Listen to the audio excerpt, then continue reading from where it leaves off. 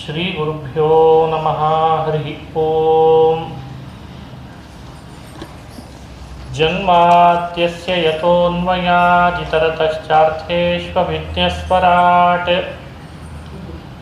ತೇನೇ ಬ್ರಹ್ಮಹೃದಾಯಾದಿಕವಯೇ ಮುಹ್ಯಂತಿ M ಸೂರಯಃ ತೇಜೋ ವಾರಿಮೃತಾಂ ಯಥಾ ವಿನಿಮಯೋ ಯತ್ರ ತ್ರಿಸರ್ಗೋ ಮೃಷಾ ಧಾಮ್ನಾ ಸ್ವೇನ ಸದಾ ನಿರಸ್ತಕುಹಕಂ ಸತ್ಯಂ ಪರಂ ಧೀಮಹಿ ಸೃಷ್ಟಿಸ್ಥಿತ್ಯಪ್ಯಯೇಹ ನಿಯತಿರ್ಹಿತಮೋ ಬಂಧಮೋಕ್ಷಾಶ್ಚ ಯಸ್ಮಾತ್ ಅಸ್ಯ ಶ್ರೀ ಬ್ರಹ್ಮರುದ್ರ ಪ್ರಭೃತಿಸುರನರದ್ವೀಷಶತ್ರುತ್ಮಕಸ್ಯ ವಿಷ್ಣೋರ್ವ್ಯಸ್ತಾಃ ಸಮಸ್ತಾಃ ಸಕಲಗುಣನಿಧಿಃ ಸರ್ವದೋಷವ್ಯಪೇತಃ ಪೂರ್ಣಾನಂದೋ ವ್ಯಯೋ ಯೋ ಗುರುರಪಿ ಪರಮಃ ಚಿಂತಯೇತಂ ಮಹಾಂತಂ. ನಾರಾಯಣಂ ನಮಸ್ಕೃತ್ಯ ನರಂ ಚೈವ ನರೋತ್ತಮಂ ದೇವೀಂ ಸರಸ್ವತೀಂ ವ್ಯಾಸಂ ತತೋ ಜಯಮುದೀರಯೇ. ಅಭ್ರಮಂ ಭಂಗರಹಿತಂ ಅಜಡಂ ವಿಮಲಂ ಸದಾ ಆನಂದತೀರ್ಥಮತುಳಂ ಭಜೆ ತಾಪತ್ರಯಾಪಹಂ. ಯಂ ಪ್ರವ್ರಜಂತಮನುಪೇತಮಪೇತಕೃತ್ಯಂ ದ್ವೈಪಾಯನೋ ವಿರಹಕಾತರಾಜುಹಾವ ಪುತ್ರೇತಿ ತನ್ಮಯತಯಾ ತರವೋಪಿ ನೇದುಃ तं ಸರ್ವಭೂತಹೃದಯಂ ಮುನಿಮಾನತೋಸ್ಮಿ. ಮೂಕೋಪಿ ಯತ್ಪ್ರಸಾದೇನ ಮುಕುಂದಶಯನಾಯತೆ ರಾಜರಾಜಾಯತೆ ರಿಕ್ತೋ ರಾಘವೇಂದ್ರಂ ತಮಾಶ್ರಯೇ. ಆಪಾದಮೌಲಿಪರ್ಯಂತಂ ಗುರುಣಾಮಾಕೃತಿಂ ಸ್ಮರೇತ್ ತೇನ ವಿಘ್ನಾಃ ಪ್ರಣಶ್ಯಂತಿ ಸಿದ್ಧ್ಯಂತಿ ಚ ಮನೋರಥಾಃ. ಸ್ವಸ್ತ್ಯಸ್ತು ಅಶೇಷಸತಾಂ ಸನ್ಮಂಗಲಾನಿ ಭವಂತು. ಶ್ರೀ ಹರಿವಾಯು ಗುರುಗಳ ಚರಣಾರವಿಂದಗಳಲ್ಲಿ ಭಕ್ತಿಪೂರ್ವಕ ಪ್ರಣಾಮಗಳನ್ನು ಅರ್ಪಿಸಿ ಶ್ರೀಮದ್ ಭಾಗವತ ಮಹಾಪುರಾಣವನ್ನು 3 ದಿನಗಳ ಕಾಲ ಪ್ರವಚನ ಮಾಡಿ ಗುರುಗಳ ಮೂಲಕ ಭಗವಂತನ ಪಾದಗಳಲ್ಲಿ ಅರ್ಪಣೆ ಮಾಡ್ತಾ ಇದ್ದೇನೆ. ನಿರ್ವಿಘ್ನವಾಗಿ ಈ ಭಾಗವತ ಜ್ಞಾನ ಯಜ್ಞ ಪರಿಸಮಾಪ್ತಿಯಾಗಲಿ ಅಂತ ವಿಘ್ನೇಶ್ವರನನ್ನ ಅಂತರ್ಯಾಮಿಯಾದಂಥ ಮುಖ್ಯ ಪ್ರಾಣ ತದಂತರ್ಗತ ವಿಶ್ವಂಭರ ರೂಪಿ ಭಗವಂತನನ್ನ ಭಕ್ತಿಪೂರ್ವಕ ನಮಸ್ಕರಿಸಿ ಶ್ರೀಮದ್ ಭಾಗವತ 12 ಸ್ಕಂಧ ರೂಪವಾದ ಪ್ರಮೇಯಭರಿತವಾದ ಗ್ರಂಥ. ಕಲಿಯುಗದ ಸಜ್ಜನರಿಗೆ ಭಾಗವತವೇ ಒಂದರ್ಥದಲ್ಲಿ ಸಂಸಾರದಿಂದ ಜಯ ಗಳಿಸಲಿಕ್ಕಿರುವ ಆಯುಧ ಅಂತ ಹೇಳ್ತಾರೆ. ಮೇಲಿಂದ ಮೇಲೆ ಬರುವಂತಹ ಹುಟ್ಟು ಸಾವುಗಳೇ ಸಂಸಾರ. ಅಲ್ಲಿ ನಾವು ಅನುಭವಿಸ್ತಾ ಇರುವ ದುಃಖಗಳೆಲ್ಲ ಸಂಸಾರ ಅಂತ ಕರೀತಾರೆ. ಇದರಿಂದ ಪಾರುಗಾಡಬೇಕು ಅಂದರೆ ಏನು ಮಾಡಬೇಕು? ಭಗವಂತನ ವಿಶೇಷವಾದ ತಿಳುವಳಿಕೆ ಬರಬೇಕು. ಅವನ ತಿಳುವಳಿಕೆ ಚೆನ್ನಾಗಿ ಬಂದರೆ ಸಂಸಾರದಿಂದ ನಿವೃತ್ತಿ ಆಗ್ತದೆ, ಸಂಸಾರ ದೂರ ಆಗ್ತದೆ ಅಂತ ಹೇಳ್ತಾರೆ. ಕೃಷ್ಣ ಅರ್ಜುನನಿಗೆ ಉಪದೇಶಿಸುವಾಗ ಹೇಳಿದ, ನನ್ನನ್ನು ಚೆನ್ನಾಗಿ ತಿಳಿದುಕೋ, ನನ್ನ ಕರ್ತೃತ್ವವನ್ನು ಅನುಸಂಧಾನ ಮಾಡು, ಸಂಸಾರದಿಂದ ಮೋಚನೆ ನಾನು ಮಾಡ್ತೇನೆ ಅಂತ. ಲೋಕದಲ್ಲಿ ಹಾಗಿಲ್ಲ. ಕೈದಿ ಯಾರು ತನ್ನನ್ನು ಬಂಧನ ಮಾಡಿರ್ತಾರೆ ಅವನು ತಿಳಿಯೋಣದ್ರಿಂದ ಅವನಿಗೆ ಮುಕ್ತಿ ಅಂತಿಲ್ಲ. ಕೈದಿಗೆ ಯಾವತ್ತಾದ್ರೂ ರಾಜನ ಬಗ್ಗೆ ತಿಳ್ಕೊಂಡ್ರೆ ಮುಕ್ತಿ ಆಗ್ತದ? ರಾಜನ ಮನಸ್ಸಿನಲ್ಲಿ ಬರಬೇಕು, ಇವನು ತಪ್ಪು ಮಾಡಿದ್ದು, ಏನು ಮಾಡಿದ್ದ, ಶಿಕ್ಷೆ ಎಷ್ಟು ವರ್ಷ ಆಯಿತು ಎಲ್ಲ ಅವನ ಮನಸ್ಸಿನಲ್ಲಿ ಬರಬೇಕು. ಇಲ್ಲಿ ಹೇಗೆ ಅಂದರೆ ಭಗವಂತನನ್ನು ತಿಳ್ಕೊಂಡ್ರನ್ನೇನೆ ಭಗವಂತ ಅವರ ಮೇಲೆ ಪ್ರಸನ್ನನಾಗಿಬಿಡ್ತಾನೆ. ಆ ಕಾರಣಕ್ಕೆ ಭಗವಂತನ ಬಗ್ಗೆ, ಅವನ ತತ್ವಗಳ ಬಗ್ಗೆ ಅರಿವು ಮೂಡಿಸಬೇಕು. ಅವನ ಅನುಗ್ರಹಕ್ಕೆ ಸಂಪಾದನೆ, ಅವನ ಅನುಗ್ರಹಕ್ಕೆ ಪಾತ್ರ ಆಗಬೇಕು. ಆವಾಗ ಮುಕ್ತಿ ಪಡೆಯಲಿಕ್ಕೆ ಸಾಧ್ಯ ಅಂತ ವೇದವ್ಯಾಸರು ಬಹಳಷ್ಟು ಪುರಾಣಗಳನ್ನು ಮೊದಲೆಲ್ಲ ರಚನೆ ಮಾಡಿದವರಾದರೂ ಕೊನೆಗೆ ಈ ಪುರಾಣವನ್ನು ರಚನೆ ಮಾಡಿದರು. ಕೊನೆಗೆ ರಚನೆ ಮಾಡಿದ್ರಿಂದ ಲೋಕಕ್ಕೆಲ್ಲ ಸಂದೇಶ ಕೊಡ್ತಾರೆ. ನಾನು 17 ಪುರಾಣ ರಚನೆ ಮಾಡಿದ್ದೇನೆ, ಮಹಾಭಾರತ ರಚನೆ ಮಾಡಿದ್ದೇನೆ, ಬ್ರಹ್ಮಸೂತ್ರಗಳನ್ನು ಬರೆದು ಕೊಟ್ಟಿದ್ದೀನಿ, ವೇದಗಳನ್ನು ವಿಭಾಗ ಮಾಡಿದ್ದೀನಿ, ಕೊನೆಗೆ ಈ ಕೆಲಸ ಮಾಡಿದ್ದೇನೆ ಅಂತ. ಯಾವಾಗ ಬಹಳ ದೊಡ್ಡ ವ್ಯಕ್ತಿ ಕೊನೆಗೊಂದು ಕೆಲಸ ಮಾಡ್ತಾನಲ್ಲ, ಅದು ಬಹಳ ದೊಡ್ಡ ಸಂದೇಶ ಕೊಡುವಂಥದ್ದಿರ್ತದೆ. ಲೋಕದಲ್ಲೂ ಅದು ಕಂಡಿದ್ದೇವೆ. ಅವ್ರ ಜೀವನದ ತುಂಬ ಏನು ಮಾಡಿದ್ರು ಅನ್ನೋಕ್ಕಿಂತ ಕೊನೆಗೆ ಮಾಡಿದ್ದಿದೆಯಲ್ಲ, ಅದು ದೊಡ್ಡ ಕೆಲಸ ಅಂತ. ಹಾಗೆ ವೇದವ್ಯಾಸರು ಕೊನೆಗೆ ಮಾಡಿದ್ದು ಶ್ರೀಮದ್ ಭಾಗವತದ ನಿರ್ಮಾಣ. ಇದನ್ನು ಮಾಡಿದ ಮೇಲೆ ಮತ್ತೊಂದು ಗ್ರಂಥ ನಿರ್ಮಾಣ ಮಾಡಿದ್ದಿಲ್ಲ. ಆ ಕಾರಣದಿಂದಲೂ ಶ್ರೀಮದ್ ಭಾಗವತಕ್ಕೆ ಹೆಚ್ಚು ಮಹತ್ವ ಅಂತ ತಿಳಿಸ್ತಾರೆ. ಪರೀಕ್ಷಿತ್ ರಾಜ ಶುಕಾಚಾರ್ಯರಿಂದ ಶ್ರವಣ ಮಾಡಿದಂಥ ಪುರಾಣ. 7 ದಿನಗಳ ಕಾಲ ಉಪವಾಸ ಇದ್ದು ಗಂಗಾ ತೀರದಲ್ಲಿ ಈ ಭಾಗವತವನ್ನು ಶ್ರವಣ ಮಾಡಿದ. ಬಹಳ ಪುಣ್ಯ ಬಂತು ಅವನಿಗೆ. ದೇವತೆಗಳೆಲ್ಲ ಅಮೃತದ ಕಲಶ ಹಿಡ್ಕೊಂಡು ಪರೀಕ್ಷಿತನ ಬಳಿಗೆ ಬಂದರಂತೆ. ಹೇ ರಾಜನ್, ಭಾಗವತ ಎಲ್ಲ ಶ್ರವಣ ಮಾಡಿ ಎಷ್ಟು ಪುಣ್ಯ ಗಳಿಸಿದ್ದಿ, ಅದನ್ನೆಲ್ಲ ನಮಗೆ ಕೊಟ್ಬಿಡು. ನಿನಗೆ ದೇವಲೋಕದಿಂದ ನಾವು ಅಮೃತ ತಂದಿದ್ದೇವೆ ನೋಡು, ಕಲಶದಲ್ಲಿ ನಿನಗೆ ಕೊಟ್ಬಿಡ್ತೇವೆ. ಯಾರಿಗುಂಟು ಯಾರಿಗಿಲ್ಲ. ಅಮೃತ ಸಿಕ್ಕರೆ ಯಾರಾದರೂ ಬೇಡ ಅನ್ಲಿಕ್ಕೆ ಆಗ್ತದ? ಅಮೃತ ಕುಡಿದು ಬಿಡು, ಅಜರಾಮರರಾಗ್ತಾರೆ, ಮತ್ತೆ ಮರಣವೇ ಇಲ್ಲ ಅಂತ ಆಗ್ತದೆ. ತಕ್ಷಕ ಸರ್ಪ ಕಚ್ಚಿದ್ರೆ ಎಷ್ಟು, ಬಿಟ್ಟರೆ ಎಷ್ಟು. ಹೀಗೆ ದೇವತೆಗಳು ಪರೀಕ್ಷಿತ್ ರಾಜನನ್ನ ಪರೀಕ್ಷೆ ಮಾಡ್ಲಿಕ್ಕೆ ಬಂದಿದ್ದಾರೆ. ಆಗ ರಾಜ ಪರೀಕ್ಷಿತ್ ರಾಜ ಹೇಳ್ದ, ಅಮೃತ ಎಲ್ಲಿ, ಭಾಗವತಾಮೃತ ಎಲ್ಲಿ ಅಂತಂದ. ಭಾಗವತಾಮೃತಕ್ಕೆ ಯಾವುದು ಸದೃಶವಾದದ್ದಿಲ್ಲ. ನಾನು ಆ ಪುಣ್ಯ ಕೊಡ್ಲಾರೆ. ತಕ್ಷಕ ಬೇಕಂದ್ರೆ ನನ್ನ ದೇಹಕ್ಕೆ ಕಚ್ಬೋದು, ಆದರೆ ನಾನು ಮಾತ್ರ ಭಾಗವತಾಮೃತದ ಪುಣ್ಯವನ್ನು ಕೊಡ್ಲಾರೆ ಅಂತ ಹೇಳಿಬಿಟ್ನಂತೆ. ದೇವತೆಗಳು ಪದೇ ಪದೇ ಅವನನ್ನ ಪರೀಕ್ಷೆ ಮಾಡಿ ಮಾಡಿ ಕೇಳ್ತಾರೆ, ಬೇಡವೋ ನಿನಗೆ ಅಮೃತ ಕೊಡ್ತೀವಿ, ಅದನ್ನು ಬಿಟ್ಕೊಟ್ಬಿಡು ನಮಗೆ ಅಂತ. ಆತ ಕೊಡಲಿಲ್ಲ ಅಂತಾರೆ. ಇದು ನಮಗೆ ಕೊಡುವ ಒಂದು ಸಂದೇಶ. ಅಮೃತ, ಭಾಗವತಾಮೃತ ಇವೆರಡನ್ನ ತುಲನೆ ಮಾಡಲಿಕ್ಕೆ ಹೊರಟ್ರೆ ಪರೀಕ್ಷಿತನ ದೃಷ್ಟಿಯಲ್ಲಿ ಭಾಗವತಾಮೃತವೇ ಶ್ರೇಷ್ಠ ಅಂತ ತೋರಿಸ್ತು.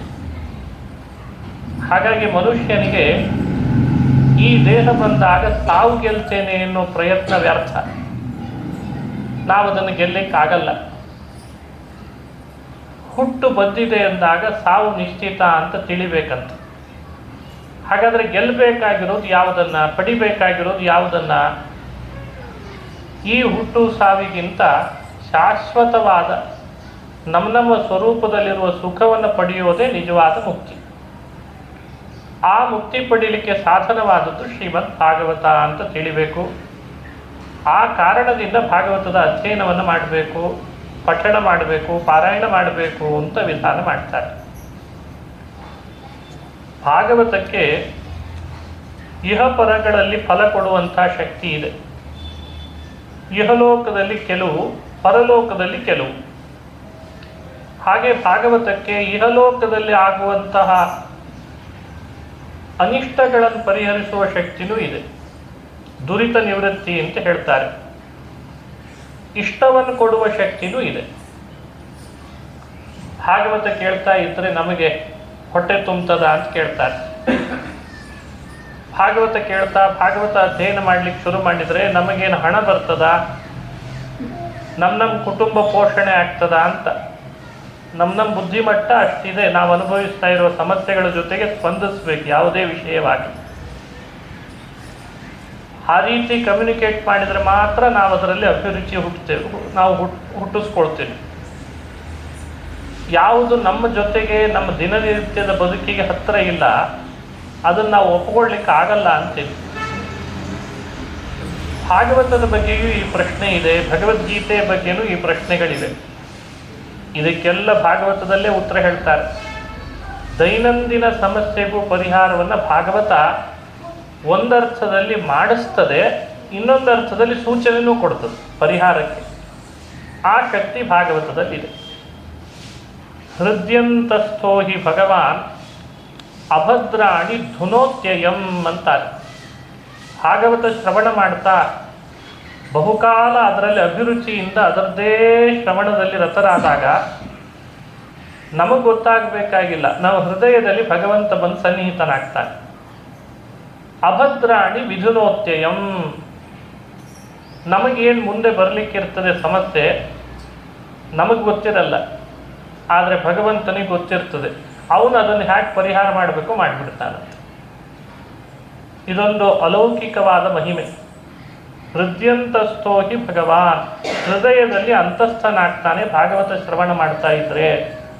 ಇದಿನ್ಯಾವುದರಿಂದಲೂ ಆಗಲ್ಲ. ಸದ್ಯೋ ಹೃದಯವರುಧ್ಯತೆತ್ರ ಕೃತಿಭಿ ಶುಶ್ರೂಷುಭಿಸ್ತತ್ಕ್ಷಣಾತ್. ಸದ್ಯ ಹೃದಯ ಅವರುದ್ಧ್ಯತೆ, ಕೂಡಲೇ ಭಗವಂತ ಬಂದು ಹೃದಯದಲ್ಲಿ ನಿಂತು ಬಿಡ್ತಾನೆ. ತತ್ಕ್ಷಣಾತ್, ಸಮಯ ತೋಳೋದಿಲ್ಲ, ಬಹಳ ತಡ ಮಾಡಲ್ಲ, ಬೇಗ ಬಂದು ಹೃದಯದಲ್ಲಿ ಸನ್ನಿಹಿತನಾಗ್ತಾನೆ, ನಮ್ಮ ಅಭದ್ರಗಳನ್ನು ದೂರ ಮಾಡ್ತಾನೆ.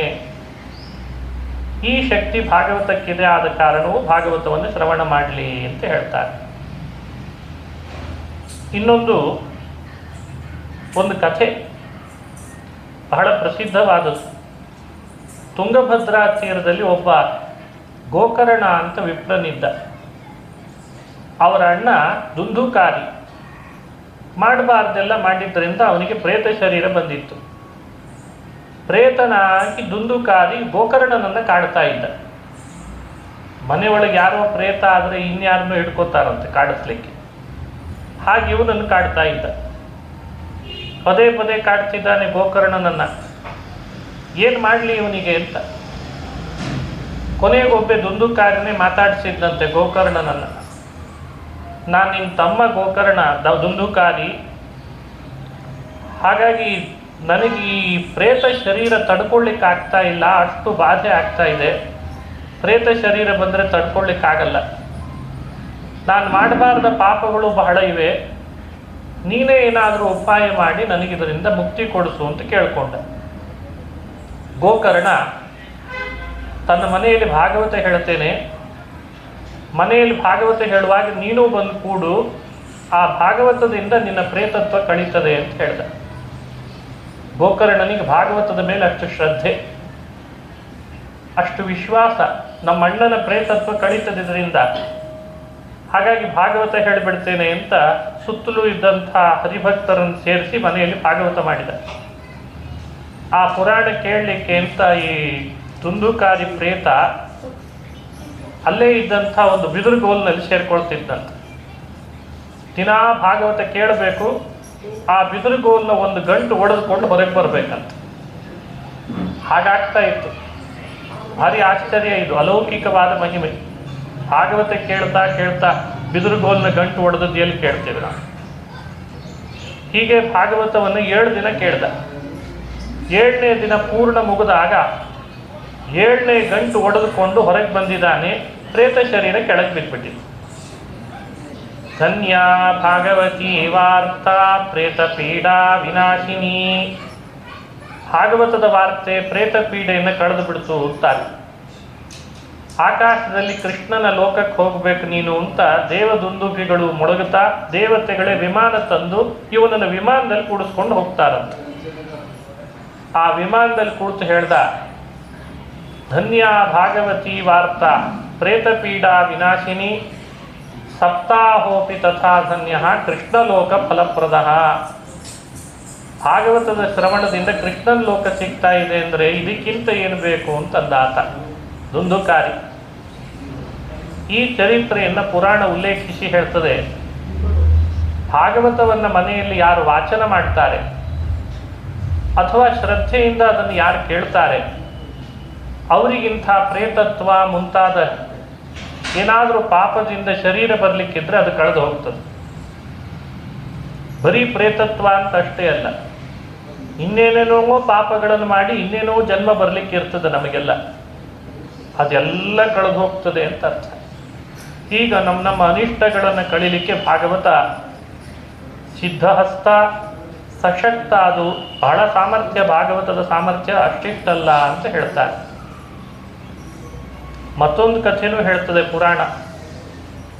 ಜ್ಞಾನ, ದೇವರಲ್ಲಿ ವಿಶೇಷವಾದ ಭಕ್ತಿ ಅಭಿವೃದ್ಧಿ ಆಗಬೇಕು ಅಂದರೆ ಭಾಗವತವನ್ನು ಹೇಳಬೇಕು, ಭಾಗವತ ಕೇಳಬೇಕಂತ. ಜ್ಞಾನ ಭಕ್ತಿಗಳ ಅಭಿವೃದ್ಧಿ ಆದರೆ ಇನ್ನೇನು ಬೇಕು ಮನುಷ್ಯರಿಗೆ? ಮನುಷ್ಯರಿಗೆ ಇವತ್ತು ಕಳ್ಕೊಂಡು ಹೋಗ್ತಾ ಇರೋದೇ ಅವೆರಡು. ಎಲ್ಲ ಲಾಭ ಆಗ್ತಾ ಇದೆ. ಎಲ್ಲಾದರೂ ಇನ್ವೆಸ್ಟ್ಮೆಂಟ್ ಮಾಡಿದರೆ ಬಡ್ಡಿ ಕೊಡ್ತಾರೆ, ಲಾಭ ಆಯಿತು. ಸ್ಥಿರ ಆಸ್ತಿ ಒಂದು ಕಡೆಯಲ್ಲಿ ತಗೊಂಡಿದ್ರೆ ಅದು ಇಮ್ಮಡಿ ಮುಮ್ಮಡಿ ಆಗ್ತಾ ಇದೆ, ಲಾಭ ಆಯಿತು. ಅಂತೂ ಇಂತೂ ಮನುಷ್ಯ ಅರ್ಥದಿಂದ ಅರ್ಥ ಸಂಪಾದನೆ ಚೆನ್ನಾಗಿ ಮಾಡೋದು ಕಲ್ತಿದ್ದಾನೆ. ಸ್ವಲ್ಪ ಅರ್ಥವನ್ನು ಹಾಕ್ತಾನೆ, ಮತ್ತೆ ಅದರ ಮೇಲೆ ಅರ್ಥ ಸಂಪಾದಿಸ್ತಾನೆ. ಅರ್ಥ ಚೆನ್ನಾಗಿ ಸಂಪಾದನೆ ಮಾಡ್ತಾ ಇದ್ದಾನೆ. ಕಾಮ, ಭೋಗವನ್ನು ಚೆನ್ನಾಗಿ ಮಾಡೋದು ಕಲ್ತ. ಮೊದಲಿನಾಗಿಲ್ಲ ಇವತ್ತು. ಭೋಗ ಚೆನ್ನಾಗಿ ಮಾಡ್ತಾರೆ ಇವತ್ತು. ಒಳ್ಳೆ ಬಟ್ಟೆಗಳು. ಮೊದಲಾದರೆ 3-4 ಜನ ಮನೆಯೊಳಗಿದ್ರೆ ಅವ್ರವ್ರದೇ ಬಟ್ಟೆ ಇವರಿಗೆ ಮತ್ತೆ ಬರ್ತಾ ಇತ್ತು. ಅಣ್ಣ ಹಾಕ್ಕೊಂಡದ್ದೇ ತಮ್ಮನಿಗೆ, ತಮ್ಮ ಹಾಕ್ಕೊಂಡದ್ದೇ ಅವ್ರ ತಮ್ಮನಿಗೆ ಅಂತ. ಈಗ ಹಾಗೇನಲ್ಲ. ಮಕ್ಕಳದ ಬಟ್ಟೆ ಅಂಗಡಿಗಳೇ ಬೇರೆ, ದೊಡ್ಡವ್ರ ಬಟ್ಟೆ ಅಂಗಡಿಗಳೇ ಬೇರೆ. ಅಂಗಡಿಗಳ ಆಪರಿ ಬೆಳೀತಾ ಇದ್ದಾವೆ ಅಂದ್ರೆ ಹಾಕ್ಕೊಳ್ಳೋರು ಇರಲೇಬೇಕಲ್ವೇ? ಹಾಗಾದ್ರೆ ಭೋಗದ ಬಗ್ಗೆ ಹೆಚ್ಚು ವಿಸ್ತಾರ ಮಾಡಬೇಕಾಗಿಲ್ಲ. ಮನುಷ್ಯನಿಗೆ ಕಾಮ ಹೇಗೆ ಮಾಡಬೇಕು ಅಂತ ತಾನಾಗೆ ತಿಳುವಳಿಕೆ ಬರಲಿಕ್ಕೆ ಶುರು ಆಗಿರ್ತದೆ. ಲೋಕ ವ್ಯವಹಾರದಿಂದ ಬರೋ ಸಮಸ್ಯೆ ಎರಡರಲ್ಲೇ ಅಂತ. ಒಂದು ಧರ್ಮ, ಇನ್ನೊಂದು ಮೋಕ್ಷ. ಈ ಎರಡರಲ್ಲಿ ಮಾತ್ರ ಮನುಷ್ಯನಿಗೆ ಸಮಸ್ಯೆ. ಅರ್ಥಕಾಮಗಳಿಗಿಂತ ಧರ್ಮ ಹಾಗೂ ಮೋಕ್ಷಗಳ ವಿಷಯದಲ್ಲಿ ಮನುಷ್ಯ ಕಲಿಯೋದು ಕಠಿಣ, ಕಲಿತರೂ ಮಾಡೋದು ಕಠಿಣ, ಮಾಡ್ಲಿಕ್ಕೆ ಹೊರಟರು ಅದಕ್ಕೆ ಪರಿಸರ ಸಿಗೋದು ಇನ್ನೂ ಕಠಿಣ. ಅದರ ಮೇಲೆ ಅವನಿಗೆ ದ್ವೇಷ ಅಂತಲ್ಲ, ಧರ್ಮ ಬೇಡ ಅಂತ ನಮಗಿಲ್ಲ. ಮಾಡ್ಲಿಕ್ಕೆ ಬೇಕಾದಂಥ ಪರಿಸರ, ಮಾಡ್ಲಿಕ್ಕೆ ಬೇಕಾದ ತಿಳುವಳಿಕೆ ಬಹಳ ಮುಖ್ಯ. ಭಾಗವತ ಏನು ಮಾಡ್ತದೆ, ಅರ್ಥ ಕಾಮಗಳಿಗಿಂತ ಧರ್ಮ ಮೋಕ್ಷಗಳ ಬಗ್ಗೆ ಹೆಚ್ಚು ಎಚ್ಚರ ವಹಿಸಲಿ ಅಂತ ಉಪದೇಶ ಮಾಡ್ತದೆ. ಧರ್ಮ ಹಾಗೂ ಮೋಕ್ಷಗಳಲ್ಲಿ ಮೋಕ್ಷವನ್ನು ಪಡೀಲಿಕ್ಕೆ ಬೇಕಾದದ್ದು ಜ್ಞಾನ ಹಾಗೂ ಭಕ್ತಿಗಳು. ಜ್ಞಾನ ಭಕ್ತಿ ಮನುಷ್ಯನಿಗೆ ಚೆನ್ನಾಗಿ ಬಂತು ಅಂದರೆ ಮೋಕ್ಷ ಪಡೆದೇ ಪಡಿತಾನೆ. ಜ್ಞಾನ ಭಕ್ತಿ ವೃದ್ಧಿ ಆಗಬೇಕಾದ್ರೆ ಭಾಗವತ ಶ್ರವಣ ಆಗಲಿ. ಇಷ್ಟು ಧರ್ಮಕ್ಕೂ ಮೋಕ್ಷಕ್ಕೂ ಭಕ್ತಿ ಜ್ಞಾನಗಳಿಗೂ ಶ್ರೀಮದ್ ಭಾಗವತಕ್ಕೂ ಇರುವಂತಹ ಸಂಬಂಧವನ್ನು ಚೆನ್ನಾಗಿ ಅನುಸಂಧಾನ ಮಾಡ್ತಾರೆ. ಜ್ಞಾನ ಭಕ್ತಿಗಳ ಅಭಿವೃದ್ಧಿ ಧರ್ಮದಿಂದ ಆಗ್ತದೆ. ಧರ್ಮದಿಂದ ಜ್ಞಾನ ಭಕ್ತಿಗಳ ಅಭಿವೃದ್ಧಿ ಅಂತ ಹೇಳ್ತಾರೆ. ಕರ್ಮಣ ಜ್ಞಾನಮಾತನೋತಿ ಜ್ಞಾನೇನ ಅಮೃತಿ ಭವತಿ ಅಂತ ಶ್ರುತಿ ಈ ವಿಷಯದಲ್ಲಿ ಆಧಾರ. ಕರ್ಮಣ ಜ್ಞಾನ ಮಾತನೋತಿ. ಮನುಷ್ಯ ಭಾಗವತ ಹೇಳುವಂತಹ ಭಾಗವತ ಧರ್ಮ ಅಂತ ಇದ್ದಾರೆ, ಅವುಗಳಿಗೆ ಕರ್ಮ ಅಂತ ಕರೆದಿದ್ದಾರೆ ಹಿರಿಯರು. ಕರ್ಮ ಅಂದರೆ ಬೇರೆ ಏನಲ್ಲ. ಕರ್ಮ ಅನ್ನೋ ಪದವನ್ನು 2 ಕಡೆ ಬಳಕೆ ಮಾಡ್ತಾರೆ. ನಾವು ಮಾಡಿದಂತಹ ಕ್ರಿಯೆಗಳಿಂದ ಹುಟ್ಟುಕೊಳ್ಳುವ ಪುಣ್ಯ ಪಾಪಗಳಿಗೂ ಕರ್ಮ ಅಂತ ಒಂದು ಹೆಸರಿದೆ.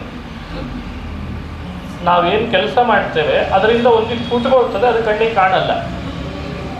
ಇವತ್ತೆಲ್ಲ ಹಣ ಕಣ್ಣಿಗೆ ಕಾಣಲ್ಲ, ಅದು ಬೇರೆ ರೂಪದಲ್ಲಿ ಅಕೌಂಟ್ನಲ್ಲಿ ಇರ್ತದೆ. ಇಲ್ಲ ಅಂತ ಹೇಳಲಿಕ್ಕೆ ಆಗ್ತದ? ಕಾಣದೇ ಇದ್ದ ಕೂಡಲೇ. ಹಾಗೆ ಪುಣ್ಯ ಪಾಪಗಳು ಅಷ್ಟೇ.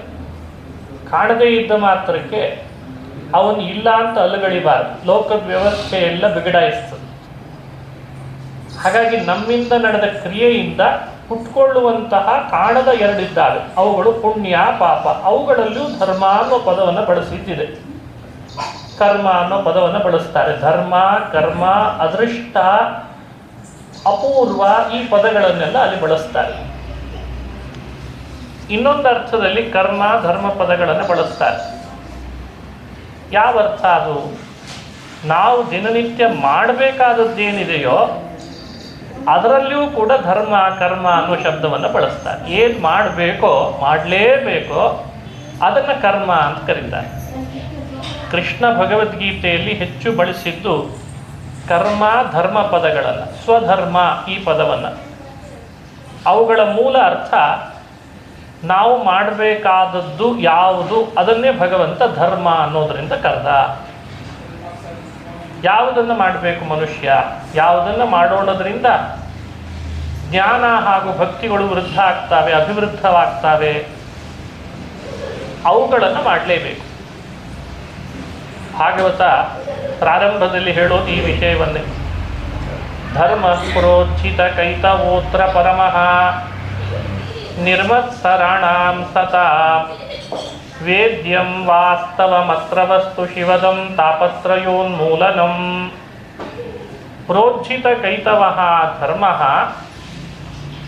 ಧರ್ಮಪದ ಕರ್ಮಪದ ಯಾವ ಅರ್ಥದಲ್ಲಿ ಆಡ್ತು, ಅದಕ್ಕೇನು ಕೊಟ್ಟರು ಅಡ್ಜೆಕ್ಟಿವ್ ಅನ್ನು ಅನುಸಂಧಾನ ಮಾಡಬೇಕು. ಪ್ರೋಜ್ಜಿತ ಕೈತವಃ ಪರಮಃ ಧರ್ಮಃ ಅತ್ರ ಪ್ರತಿಪಾದ್ಯತೆ. ಭಾಗವತ ಮನುಷ್ಯರಿಂದ ಅಪೇಕ್ಷಿಸೋದು ಇದನ್ನೇ.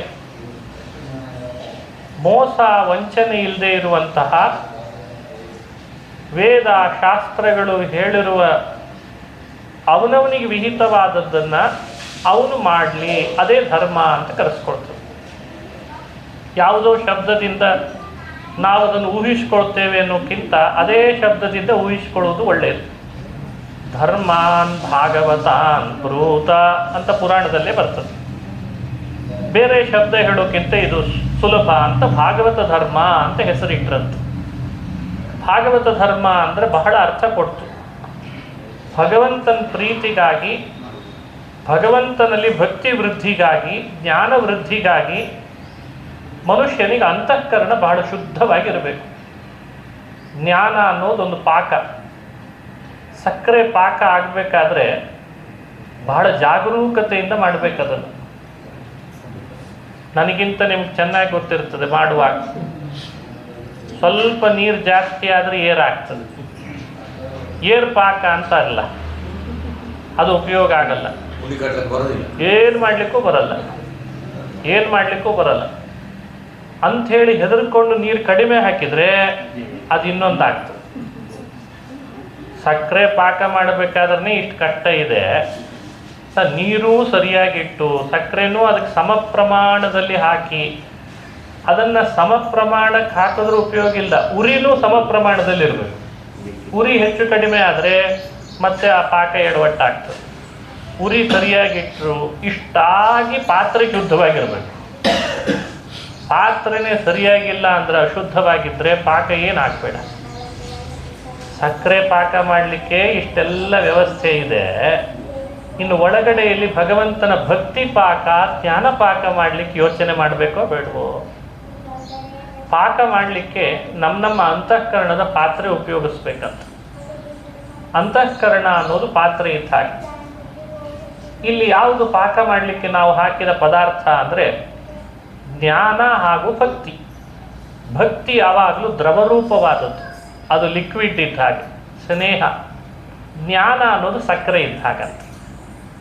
ಅಂತಃಕರಣದ ಪಾತ್ರೆಯಲ್ಲಿ ಜ್ಞಾನದ ಸಕ್ಕರೆ, ಭಕ್ತಿಯ ದ್ರವ ಎರಡನ್ನ ಸಮ ಪ್ರಮಾಣದಲ್ಲಿ ಹಾಕಿ ಭಾಗವತದ ಮಾತುಗಳು, ಭಾಗವತದಲ್ಲಿ ಬಂದ ವಿಷಯಗಳು, ಮಹಿಮೆ, ಅಲ್ಲಿ ಹೇಳಿರುವ ಪ್ರಮೇಯ, ಇದೆಲ್ಲ ಉರಿ ಇದ್ದಾಗಂತ.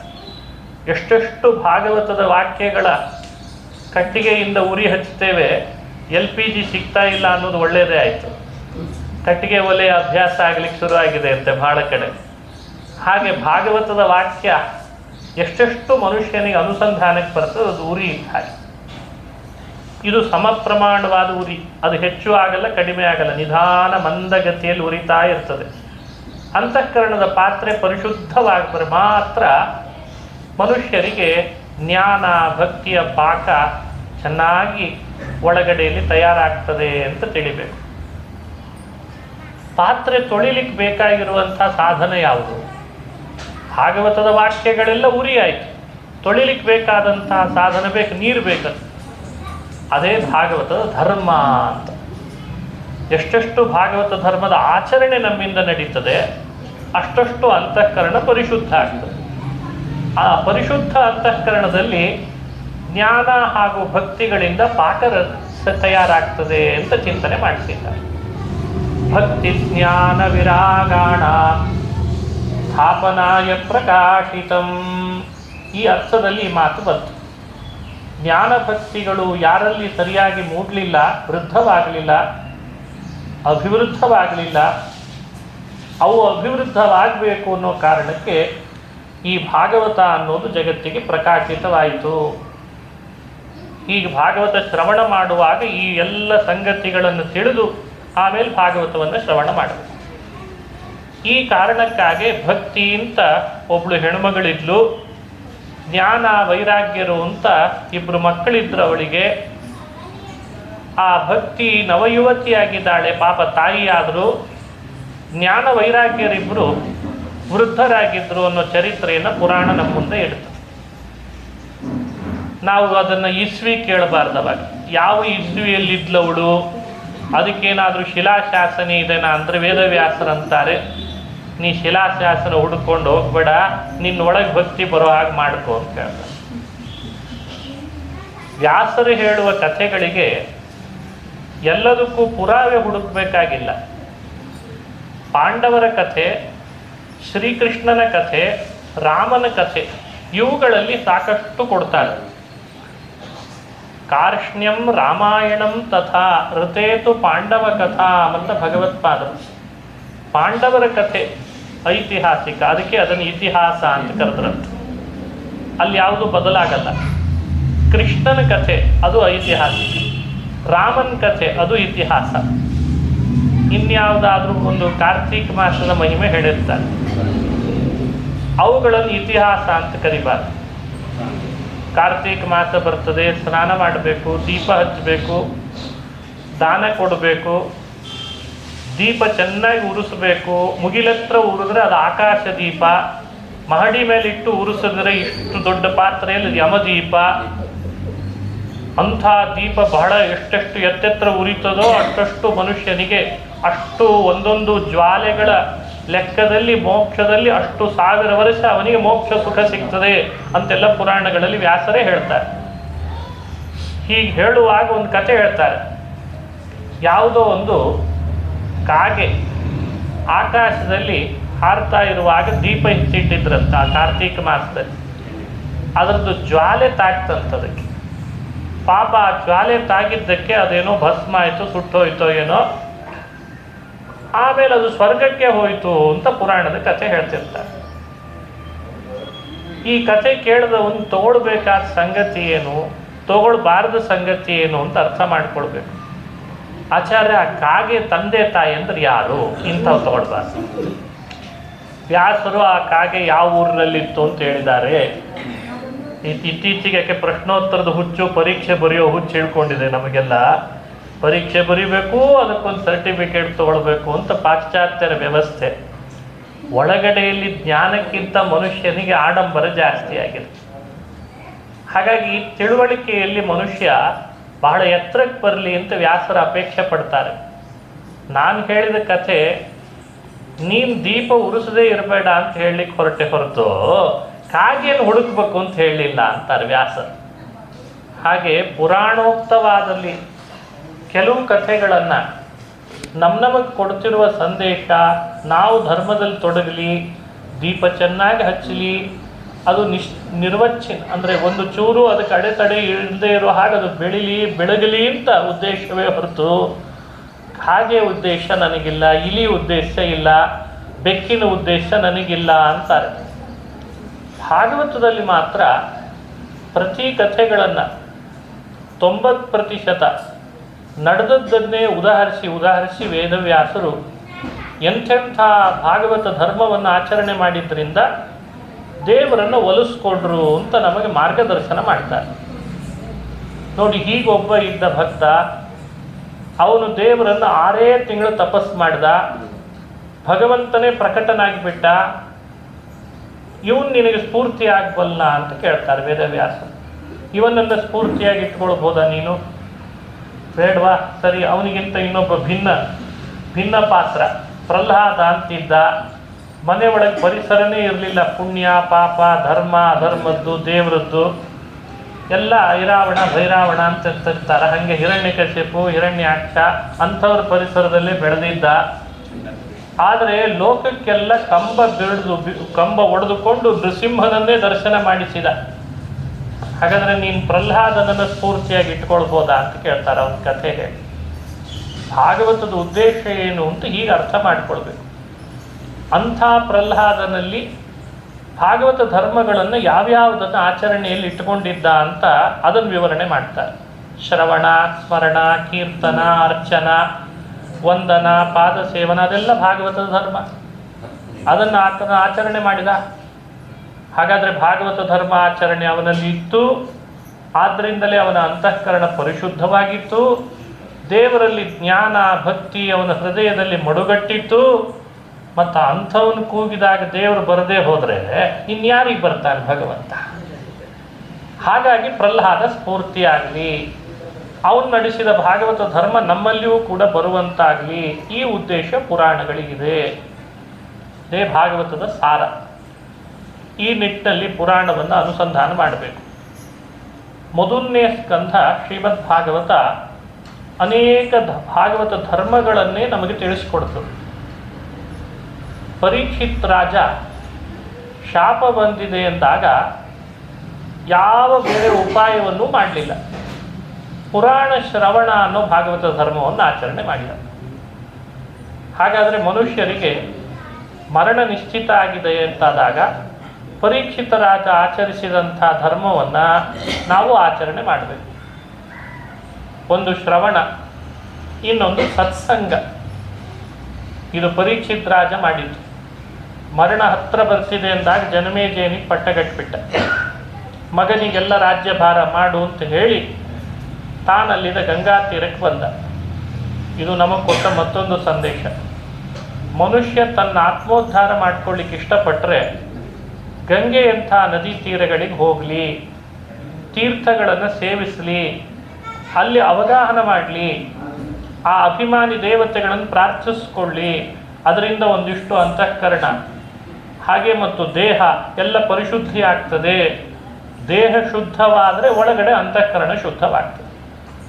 ಹಾಗಾಗಿ ಈ ಸಂದೇಶ ಕೊಡಲಿಕ್ಕೆ ಭಾಗವತ ಮೊದಲು ಪರೀಕ್ಷಿತ್ ರಾಜನ ಚರಿತ್ರೆಯನ್ನು ಹೇಳ್ತದೆ.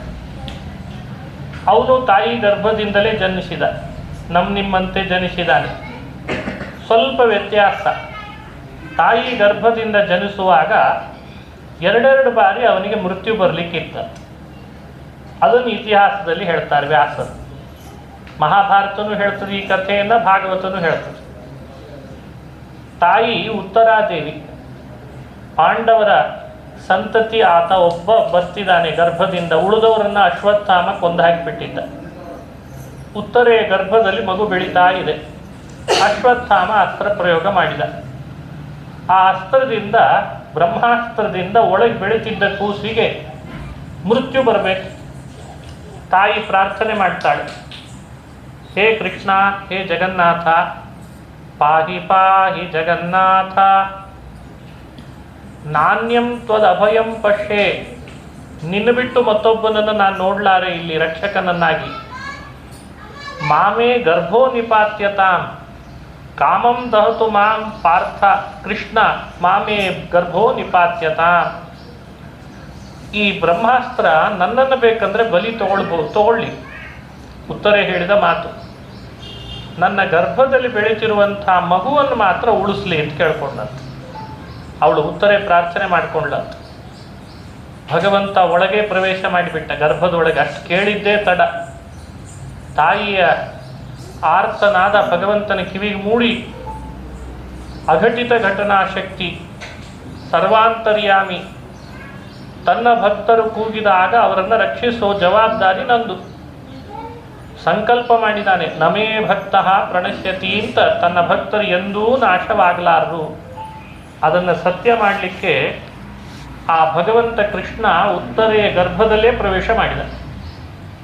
ಪ್ರವೇಶ ಮಾಡಿ ಗರ್ಭದಲ್ಲಿ ಅಂಗುಷ್ಟದ ಪರಿಮಿತಿಯ ರೂಪದಲ್ಲಿ ಇದ್ದಂತೆ. ಕೃಷ್ಣ ಅಂಗುಷ್ಟದ ರೂಪ, ಅಂಗುಷ್ಟ ಪರಿಮಿತಿ ಅಂದರೆ ಹೆಬ್ಬೆರಳಿನ ಪರಿಮಿತಿಯ ರೂಪ. ಆಯುಧ ಹಿಡಿದು ಆ ಬ್ರಹ್ಮಾಸ್ತ್ರವನ್ನು ಓಡಿಸ್ತಾ ಇದ್ದಾನಂತೆ. ಇದೆಂಥ ವಿಚಿತ್ರ ಭಾಗವತ ಹೇಳುವ ಕಥೆ. ಗರ್ಭದೊಳಗೆ ದೇವರ ಅಂಗುಷ್ಟ ಪರಿಮಿತಿಯ ರೂಪ ತಗೊಂಡು ಬ್ರಹ್ಮಾಸ್ತ್ರ ಒಳಗೆ ಬರದಂತೆ ಓಡಿಸ್ತಿದ್ದಾನೆ ಸುತ್ತಿ ಸುತ್ತಿ. ಈ ರೂಪ ದರ್ಶನ ಮಾಡಬೇಕು, ಈ ದೃಶ್ಯ ಕಾಣಬೇಕು ಅಂತ ಅವನಿಗೆ ಕಣ್ಣು ಬೇರೆ ತೆರೆಸಿದ್ದಂತೆ ಪರೀಕ್ಷಿತನಲ್ಲಿ. ನಾವು ಎಲ್ಲ ಗರ್ಭದೊಳಗೆ ಇದ್ದು ಬಂದವರೇ, ಆದರೆ ಹೊರ ಬಂದ್ಮೇಲೆ ಕಣ್ಣು ತೆಗೆದೇವೆ, ಒಳಗೆ ಕಣ್ಣು ತೆಗೆದದ್ದು ಅಂತಿಲ್ಲ.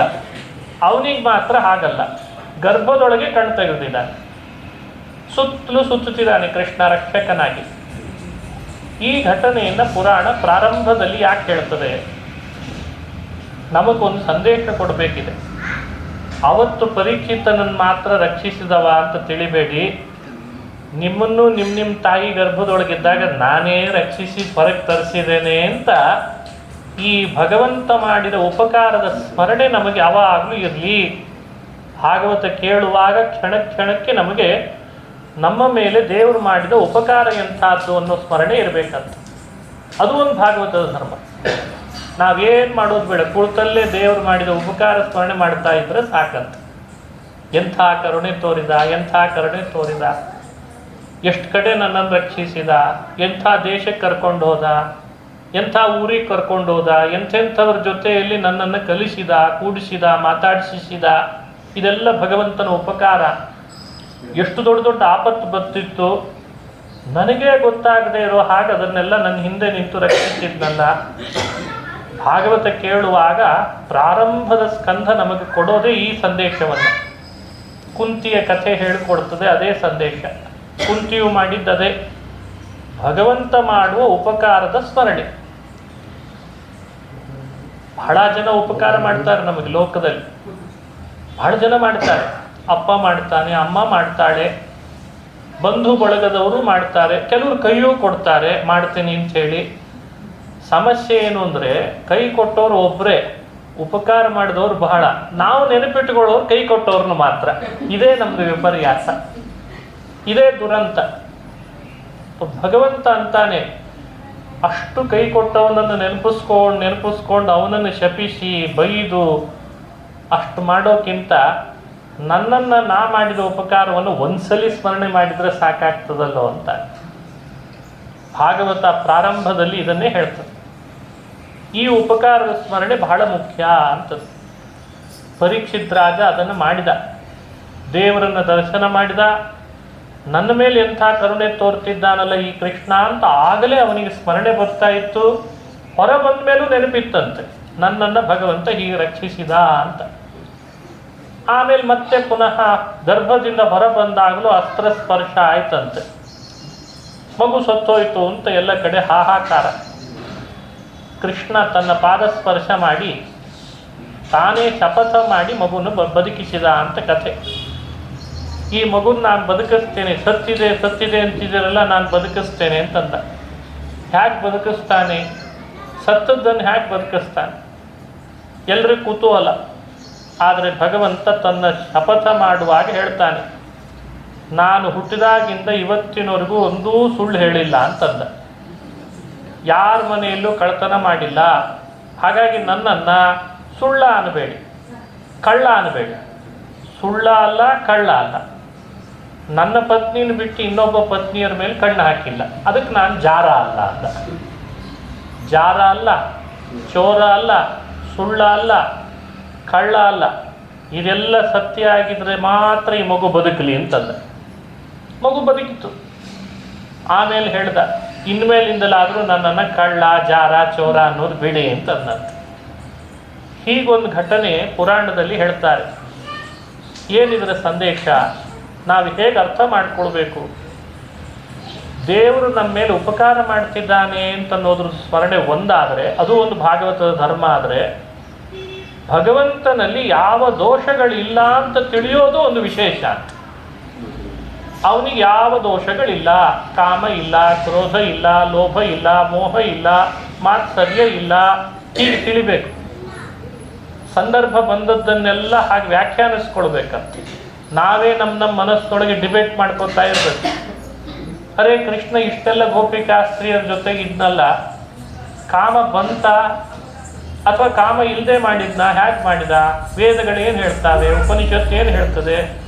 ಮಾಡಿದ್ನಾದರೂ ಯಾಕೆ? ತನಗಾಗಿ ಮಾಡಿದ್ನ, ಅವರಿಗಾಗಿ ಮಾಡಿದ್ನ? ಇದೆಲ್ಲ ಚರ್ಚೆ ಮಾಡಿ ಯುಕ್ತಿಯಿಂದ ನಮ್ಮ ಬುದ್ಧಿಯನ್ನೇ ಶುದ್ಧಗೊಳಿಸ್ಕೊಂಡು, ಓ ಈ ಕಾರಣಕ್ಕೆ ಮಾಡಿದಾನಷ್ಟೇ, ಅವನಿಗೆ ಅಂತ ಮಾಡಲಿಲ್ಲ, ಅವನಿಗೋಸ್ಕರ ವರ ಕೊಟ್ಟಿದ್ದ ಮಾಡಿದ. ಹೀಗೆ ಅದನ್ನು ವ್ಯಾಖ್ಯಾನಿಸ್ಕೊಂಡು ನಾವೇ ಆ ಸಂಶಯಗಳನ್ನು ಪರಿಹಾರ ಮಾಡ್ಕೊಳ್ತಾ ಬರಬೇಕು. ಆವಾಗ ಭಾಗವತಾದಿ ಸಚ್ಚಾಸ್ತ್ರ ಶ್ರವಣದ ಫಲ ಸಿಕ್ತು ಅಂತ ಅರ್ಥ. ತುಂಬ ಬಾರಿ ಕೇಳಿರ್ತಾರಲ್ಲ ಭಾಗವತವನ್ನು, ಅವರಿಗೆ ಆ ರೀತಿ ಪ್ರಶ್ನೆ ಮಾಡಿಕೊಂಡು ಉತ್ತರ ತಮಗೆ ಕಂಡುಕೊಳ್ಳಿಕ್ಕೆ ಬಂದರೆ ಆವಾಗ ಅದಕ್ಕೆ ಉತ್ತರ ಸಿಕ್ತು ಅಂತ ತಿಳ್ಕೊಳ್ಬೇಕು. ಇದು ಒಂದು ಭಾಗವತದ ಧರ್ಮ. ನಿರುತ ಭಾಗವತಾದಿ ಸಚ್ಚಾಸ್ತ್ರಗಳ ವಿರೋಧಗಳ ಪರಿಹರಿಸುತ್ತಿಹರು ಅಂತ ಜಗನ್ನಾಥದಾಸರು ಹೇಳ್ತಾರೆ. ಭಾಗವತ ಸಚ್ಚಾಸ್ತ್ರಗಳನ್ನು ಬುದ್ಧಿಯಲ್ಲಿ ತಂದುಕೊಂಡು ಭಗವಂತನ ಮಹಿಮೆಯಲ್ಲಿ ಮೇಲ್ಮೇಲ್ ಕಂಡುಬರುವ ವಿರೋಧ ದೋಷ ಅವುಗಳನ್ನು ಪರಿಹಾರ ಮಾಡ್ಕೊಳ್ತಾ ಇರಬೇಕಂತ. ಅದು ಒಂದು ಭಾಗವತದ ಧರ್ಮ ಅಂತ. ಅದನ್ನು ಇಲ್ಲಿ ಕೃಷ್ಣನೇ ತೋರಿಸಿದ ತನ್ನ ಕಥೆ ಮಾಡಿ, ನಾನಲ್ಲ ನೋಡಿ ಈ ಥರದ ದೋಷಕ್ಕೆ ನಾನು ಭಾಗಿಯಾಗಿಲ್ಲ, ನಾನು ಸ್ವಾರ್ಥಿ ಅಲ್ಲ, ನನಗೆ ಅಧಿಕಾರದ ಲಾಲಸೆ ಇಲ್ಲ, ನಾನು ಹಣ ಸಂಪಾದಿಸ್ಲಿಕ್ಕೆ ಬಂದವನಲ್ಲ, ಕೀರ್ತಿ ಬಯಸಿ ಭೂಮಿಗೆ ಬಂದವನಲ್ಲ, ಅಥವಾ ಯಾರನ್ನೋ ಥಳಿಸ್ಬೇಕು, ಯಾರನ್ನೋ ಬಡಿಬೇಕು, ಹೊಡಿಬೇಕು, ಕಡಿಬೇಕು ಅಂತ ಬಂದವನಲ್ಲ. ನಾನು ಬಂದದ್ದು ನಿಮಗಾಗಿ ಬಂದದ್ದು. ನಾನೇನೋ ಮನೆಯಲ್ಲಿ ನಮ್ಮ ಮನೆ ಬೆಣ್ಣೆ ಕಡಿಮೆ ಇತ್ತು ಅಂತ ನಿಮ್ಮ ಮನೆ ಕಳ್ತನ ಮಾಡ್ಲಿಕ್ಕೆ ಬಂದೆ ಅಂತ ತಿಳಿಬೇಡ. ನಮ್ಮ ಮನೆಯಲ್ಲಿ ಹಾಲು ಕಡಿಮೆ ಇತ್ತು ಅಂತ ಹಾಲಿನ ಸಮುದ್ರ ಬಿಟ್ಟು ನಿಮ್ಮ ಮನೆಗೆ ಹಾಲು ಸಲುವಾಗಿ ಬಂದೆ ಅಂತ ತಿಳ್ಕೊಳ್ಬೇಡ. ಹೀಗೆ ದೇವರಲ್ಲಿ ಪ್ರತಿ ಅಂಶಗಳನ್ನು ಅನಾಲಿಸಿಸ್ ಅಂತ ಕರೀತಾರೆ. ಇದಕ್ಕೆ ಅವಲೋಕನ, ಅನುಸಂಧಾನ ಚೆನ್ನಾಗಿ ಮಾಡಿ ಅವನಲ್ಲಿ ದೋಷಗಳಿಲ್ಲ ಅಂತ ತಿಳಿಬೇಕು. ಇದೆಲ್ಲ ಭಾಗವತದ ಮೊದಲನೇ ಸ್ಕಂದದಲ್ಲಿ ಬರುವ ಮತ್ತೊಂದು ಅಂಶ. 2 ಬಾರಿ ಭಾಗವತ ಪರೀಕ್ಷಿತನನ್ನು ದೇವರೇ ರಕ್ಷಿಸಿದ ಅಂತ ಹೇಳ್ತು. 2 ಬಾರಿ ರಕ್ಷಿಸಿದ ಅಂತ. ಆಶ್ಚರ್ಯದ ಸಂಗತಿ, ಅದೇ ತಕ್ಷಕ ಸರ್ಪ ಕಚ್ಚಿದ ಮೇಲೆ ಪರೀಕ್ಷಿತ ದೇಹ ಬಿಟ್ಟ ಅಂತ ಕೊನೆಗೆ ಹೇಳ್ತು 12ನೇ ಸ್ಕಂದದಲ್ಲಿ. 2 ಬಾರಿ ರಕ್ಷಿಸಿದ ಅಂತ ಹೇಳ್ತು. ತಕ್ಷಕ ಕಚ್ಚಿದ, ಭಾಗವತ ಎಲ್ಲ ಕೇಳ್ದ, ತಕ್ಷಕ ಕಚ್ಚಿದ, ಆಮೇಲೆ ಪರೀಕ್ಷಿತ ಸತ್ತ ಅಂತ ಕಥೆ ಹೇಳ್ಬಿಡ್ತು. ಯೋಚಿಸ್ಬೇಕಾಗಿತ್ತಲ್ಲ ನಾವು. 2 ಬಾರಿ ರಕ್ಷಣೆ ದೇವರೇ ಮಾಡಿದ. ಅವಾಗ ಭಾಗವತ ಶ್ರವಣನೇ ಮಾಡಿರಲಿಲ್ಲ ಇನ್ನೂ ಪರೀಕ್ಷಿತ, ದೇವರೇ ರಕ್ಷಣೆ ಮಾಡಿದ್ದ.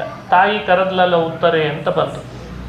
3ನೇ ಬಾರಿ ರಕ್ಷಿಸೋದು ಕಷ್ಟ ಇತ್ತೆ. ತಕ್ಷಕ ಕಚ್ಚಿದ ಮೇಲೆ ಕೃಷ್ಣನಿಗೆ ರಕ್ಷಣೆ ಮಾಡೋದು, ಬ್ರಹ್ಮಾಸ್ತ್ರದಿಂದಲೇ ರಕ್ಷಣೆ ಮಾಡಿದ ಕೃಷ್ಣನಿಗೆ ತಕ್ಷಕ ಸರ್ಪದಿಂದ ರಕ್ಷಿಸೋದು ಎಷ್ಟು ಹೊತ್ತು ಹೇಳಿ. ಆದರೆ ರಕ್ಷಿಸಿದ ಅಂತ ಕಥೆ ಹೇಳಲಿಲ್ಲ. ಯಾಕೆ? 2 ಬಾರಿ ರಕ್ಷಣೆ ಮಾಡಿದ ಕೃಷ್ಣ ಒಂದು ಸಂಕಲ್ಪ ಮಾಡಿದ್ದ, ಮುಂದೆ ಇವನು ಭಾಗವತ ಕೇಳ್ತಾನಲ್ಲ ಅದಕ್ಕೆ ಅವಕಾಶ ಮಾಡಿಕೊಡೋಣ, ಭಾಗವತ ಕೇಳಿದ್ಮೇಲೆ ಮತ್ತೆ ಅಲ್ಲಿರೋದು ಭೂಮಿಯಲ್ಲಿ ನನ್ನ ಹತ್ರ ಬರಲಿ ಅಂತ ಕರ್ಕೊಂಡು ಹೋಗೋಣ ಅಂತ ಅಪೇಕ್ಷೆ. ಅದು ಸಂಕಲ್ಪ. ಈ ದೇವರ ಸಂಕಲ್ಪವನ್ನು ಅರಿತುಕೊಂಡು ಮನುಷ್ಯ ಹೋಗೋದಿದೆಯಲ್ಲ, ಅದೇ ನಿಜವಾದ ಸಾಧನೆ.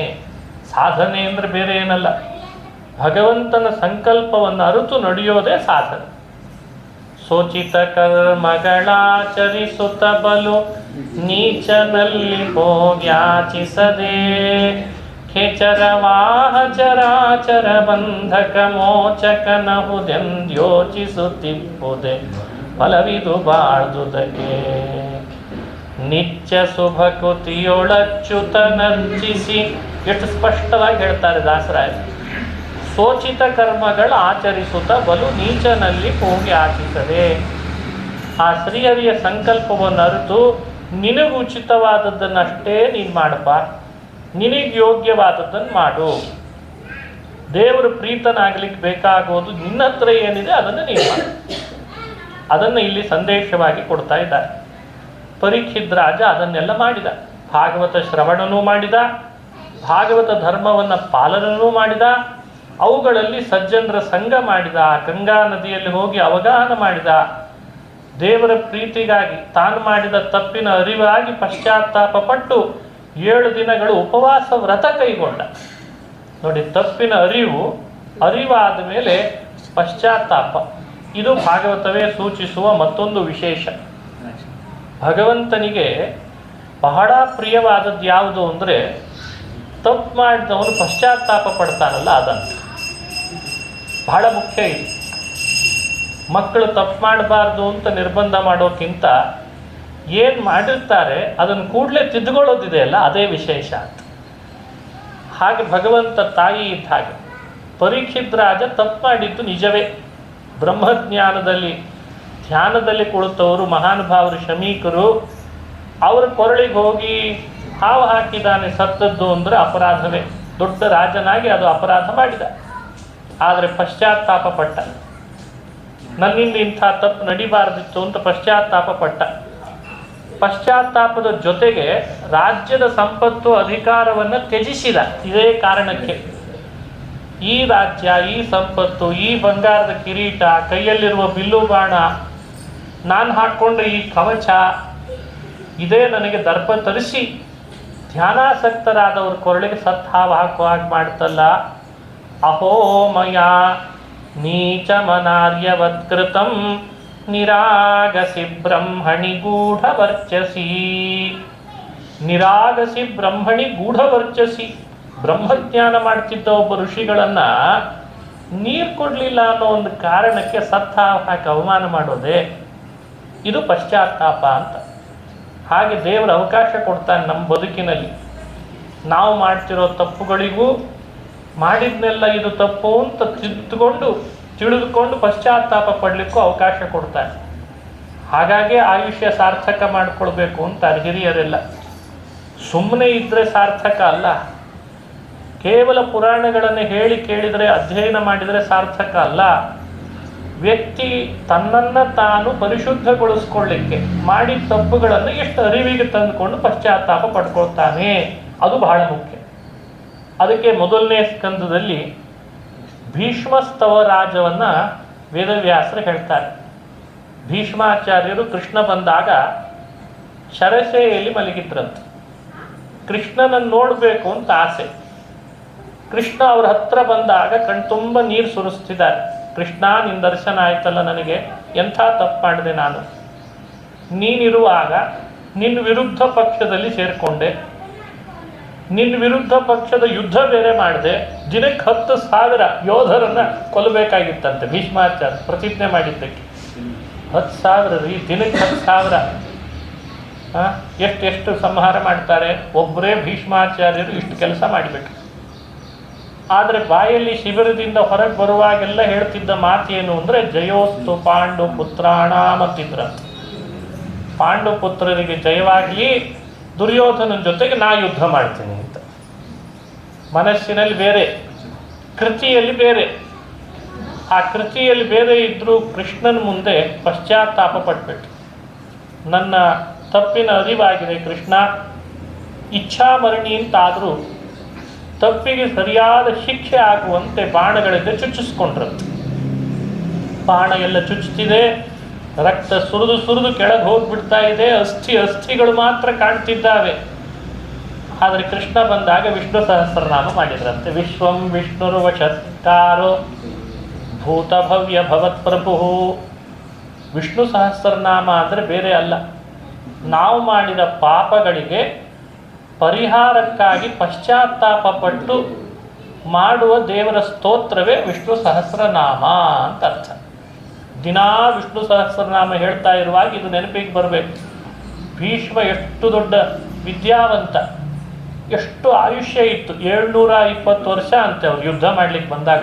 ಅವ್ರ ವಯಸ್ಸು 525 ವರ್ಷ ಬರೀ ಓದ್ಲಿಕ್ಕೆ ಕಳೆದಿದ್ದಾರೆ. ಅದು ಎಷ್ಟು ಲೈಬ್ರರಿಗೆ ಹೋಗಿದ್ರು, ಎಷ್ಟು ಪುಸ್ತಕಗಳನ್ನು ಅಧ್ಯಯನ ಮಾಡಿದ್ರು. ಹಾಗಾಗಿ ಅವರೇನು ಅನ್ಎಜುಕೇಟೆಡ್ ಅಂತ ತಿಳ್ಕೊಳ್ಬಾರ್ದು ಯಾರು. ಆ ಪರಿ 525 ವರ್ಷ ಈ ಕಡೆ ಬೃಹಸ್ಪತ್ಯಾಚಾರ್ಯರು, ಇನ್ನೊಂದು ಕಡೆ ಪರಶುರಾಮ, ಇಬ್ಬಿಬ್ಬರು ಗುರುಗಳ ಹತ್ರ ಅಧ್ಯಯನ ಮಾಡಿ 520 ವರ್ಷ ಒಬ್ಬ ವ್ಯಕ್ತಿ ಅಧ್ಯಯನಕ್ಕೆ ಮೀಸಲಿಟ್ಟದ್ದು ಯಾರನ್ನಾದರೂ ಕೇಳಿದಿರಾ? ಬೇರೆ ದೇಶದಲ್ಲಿ ಯಾರಾದರೂ ಇದ್ದಾರಾ ನೋಡ್ರಿ, ಮತ್ತು ಹುಡುಕಿ ನೋಡ್ರಿ. ಮಹಾಭಾರತ ಯಾಕೆ ಶ್ರೇಷ್ಠ ಅಂತ ಈಗ ಗೊತ್ತಾಗ್ತದೆ.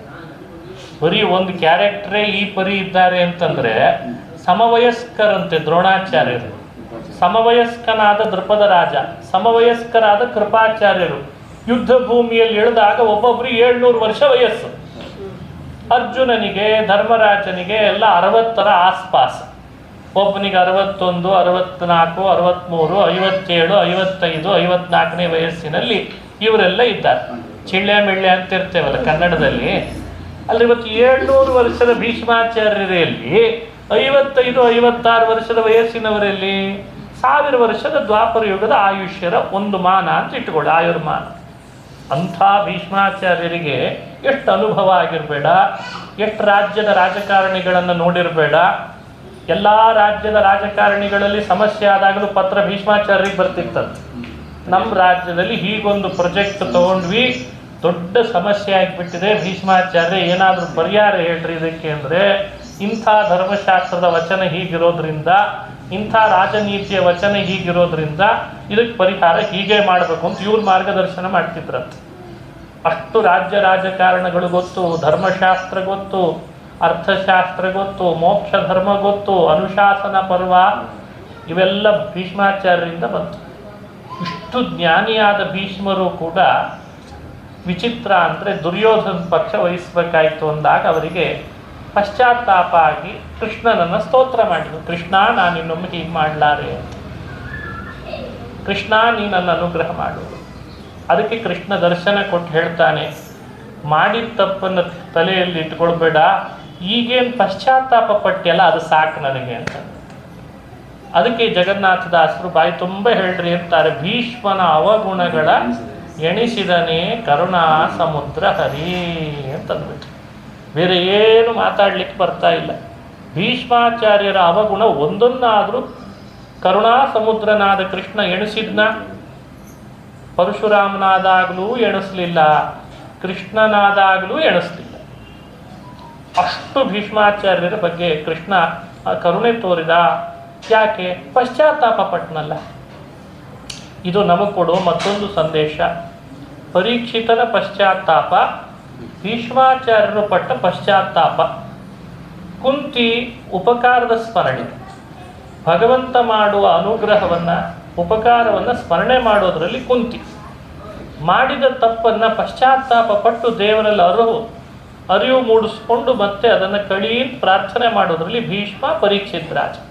ಇದು ಮೊದಲನೇ ಸ್ಕಂಧದಿಂದ ತಿಳಿಬೇಕಾದ ಈ ಚರಿತ್ರೆಯ ಸಂದೇಶ ಅಂತ ಭಾವಿಸಬೇಕು. ಇದೆಲ್ಲ ಭಾಗವತ ಧರ್ಮದಲ್ಲೇ ಸೇರ್ತದೆ. ಇದನ್ನೇ ತಪಸ್ಸು ಅಂತ ಹೇಳಿ ಕರೆದಿದ್ದಾರೆ ಹಿರಿಯರು. ತಪಸ್ಸು ಅಂತ ಒಂದು ಭಾಗವತದ ಧರ್ಮ.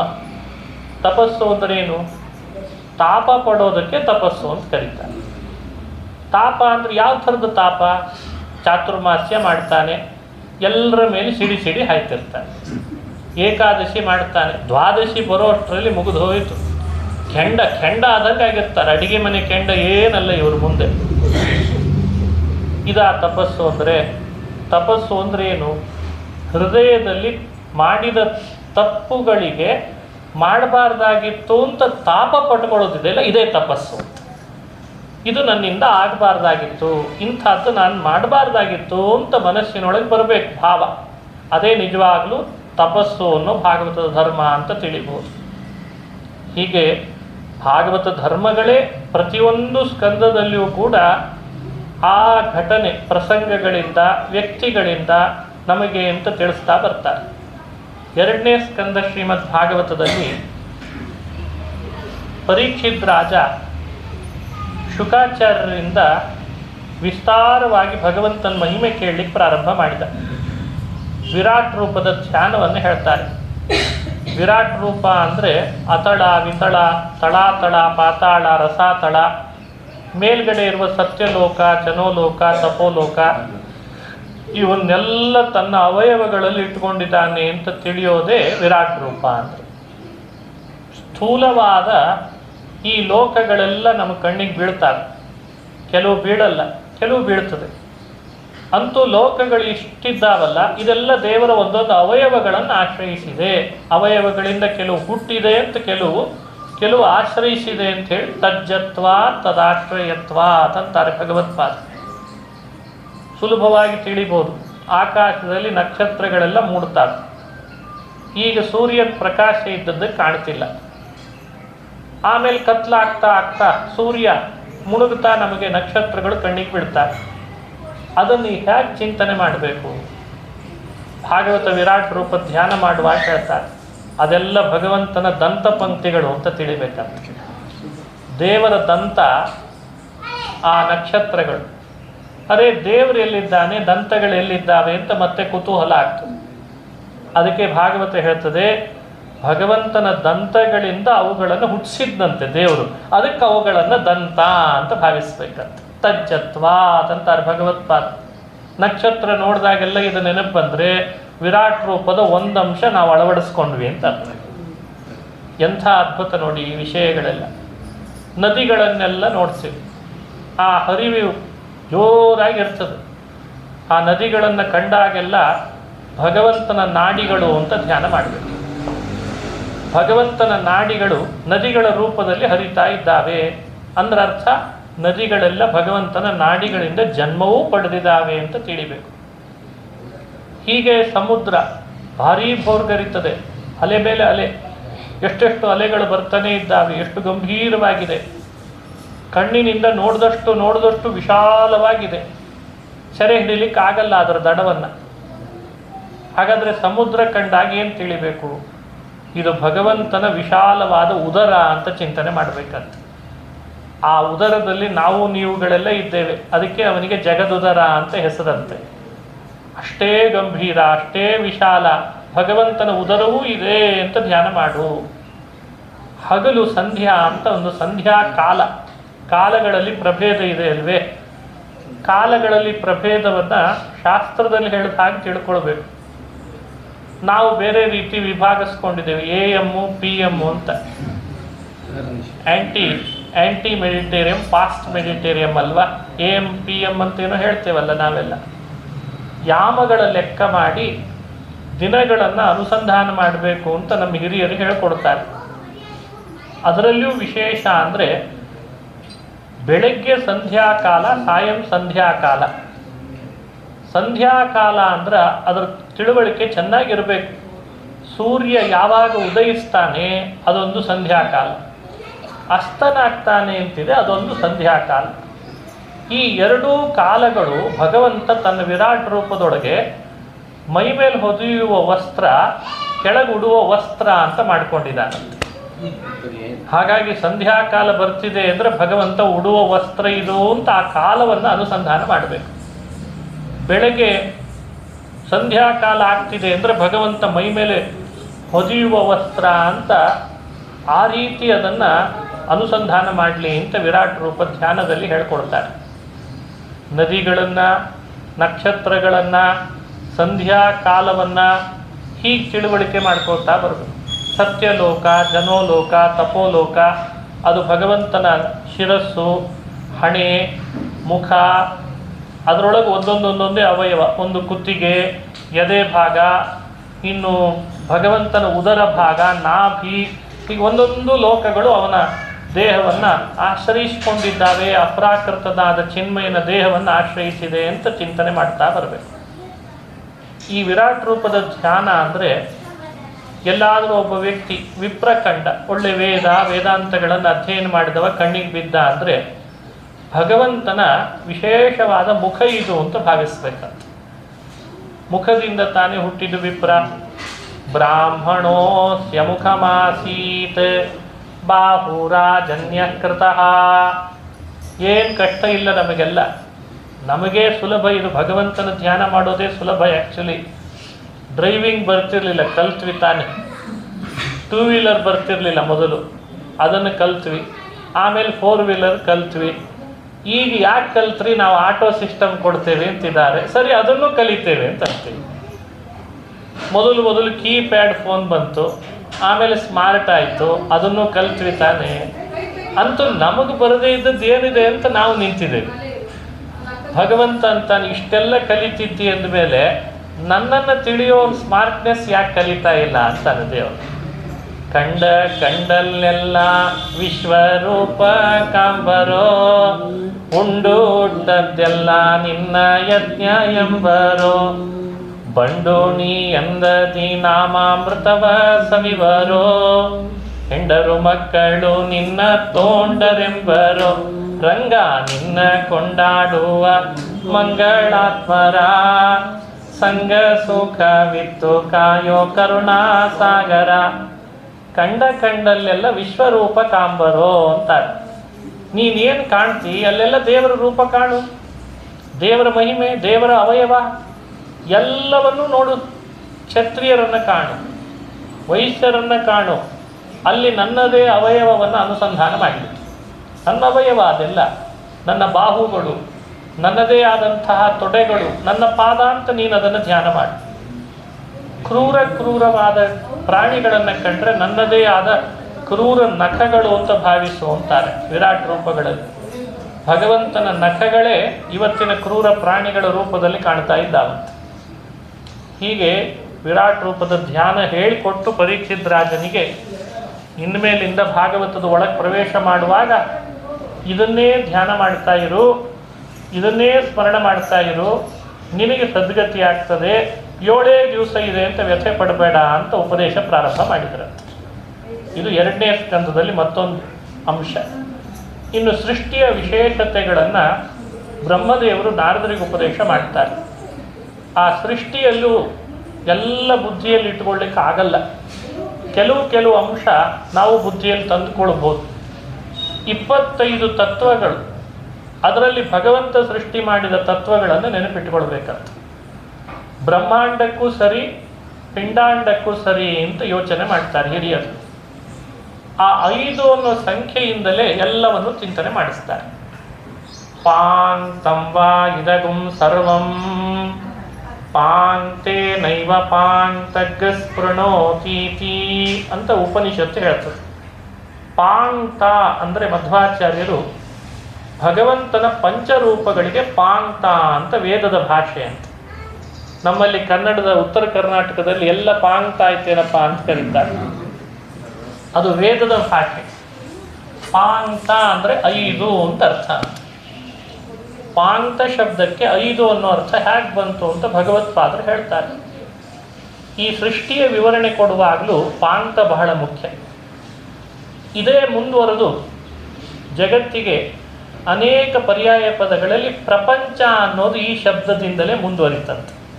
ಅಲ್ಲಿ ಪಂಚ ಸೇರ್ಕೊಳ್ತಲ್ಲ, ಪ್ರಕೃಷ್ಟ ಪಂಚ ಸೇರ್ಕೊಂಡದ್ದಕ್ಕೆ ಜಗತ್ತು ಪ್ರಪಂಚ, ಪ್ರಪಂಚೋ ಯದಿ ವಿದ್ಯೇತ ಅಂತ ಪ್ರಪಂಚ ಅನ್ನೋದನ್ನು ಉಪನಿಷತ್ತುಗಳು ಶಬ್ದವಾಡಿತು. ಈ 5ರ ಉಪಾಸನೆ ಹೇಗೆ ಮಾಡ್ಬೋದು?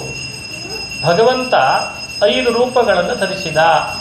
ಸೃಷ್ಟಿಯ ಪ್ರಾರಂಭ ಹಾಗಾಗಿದೆ. ಅದನ್ನು ಶುದ್ಧ ಸೃಷ್ಟಿ ಅಂತ ನೆನಪಿಟ್ಟುಕೊಳ್ರಿ ಅಂತಾರೆ.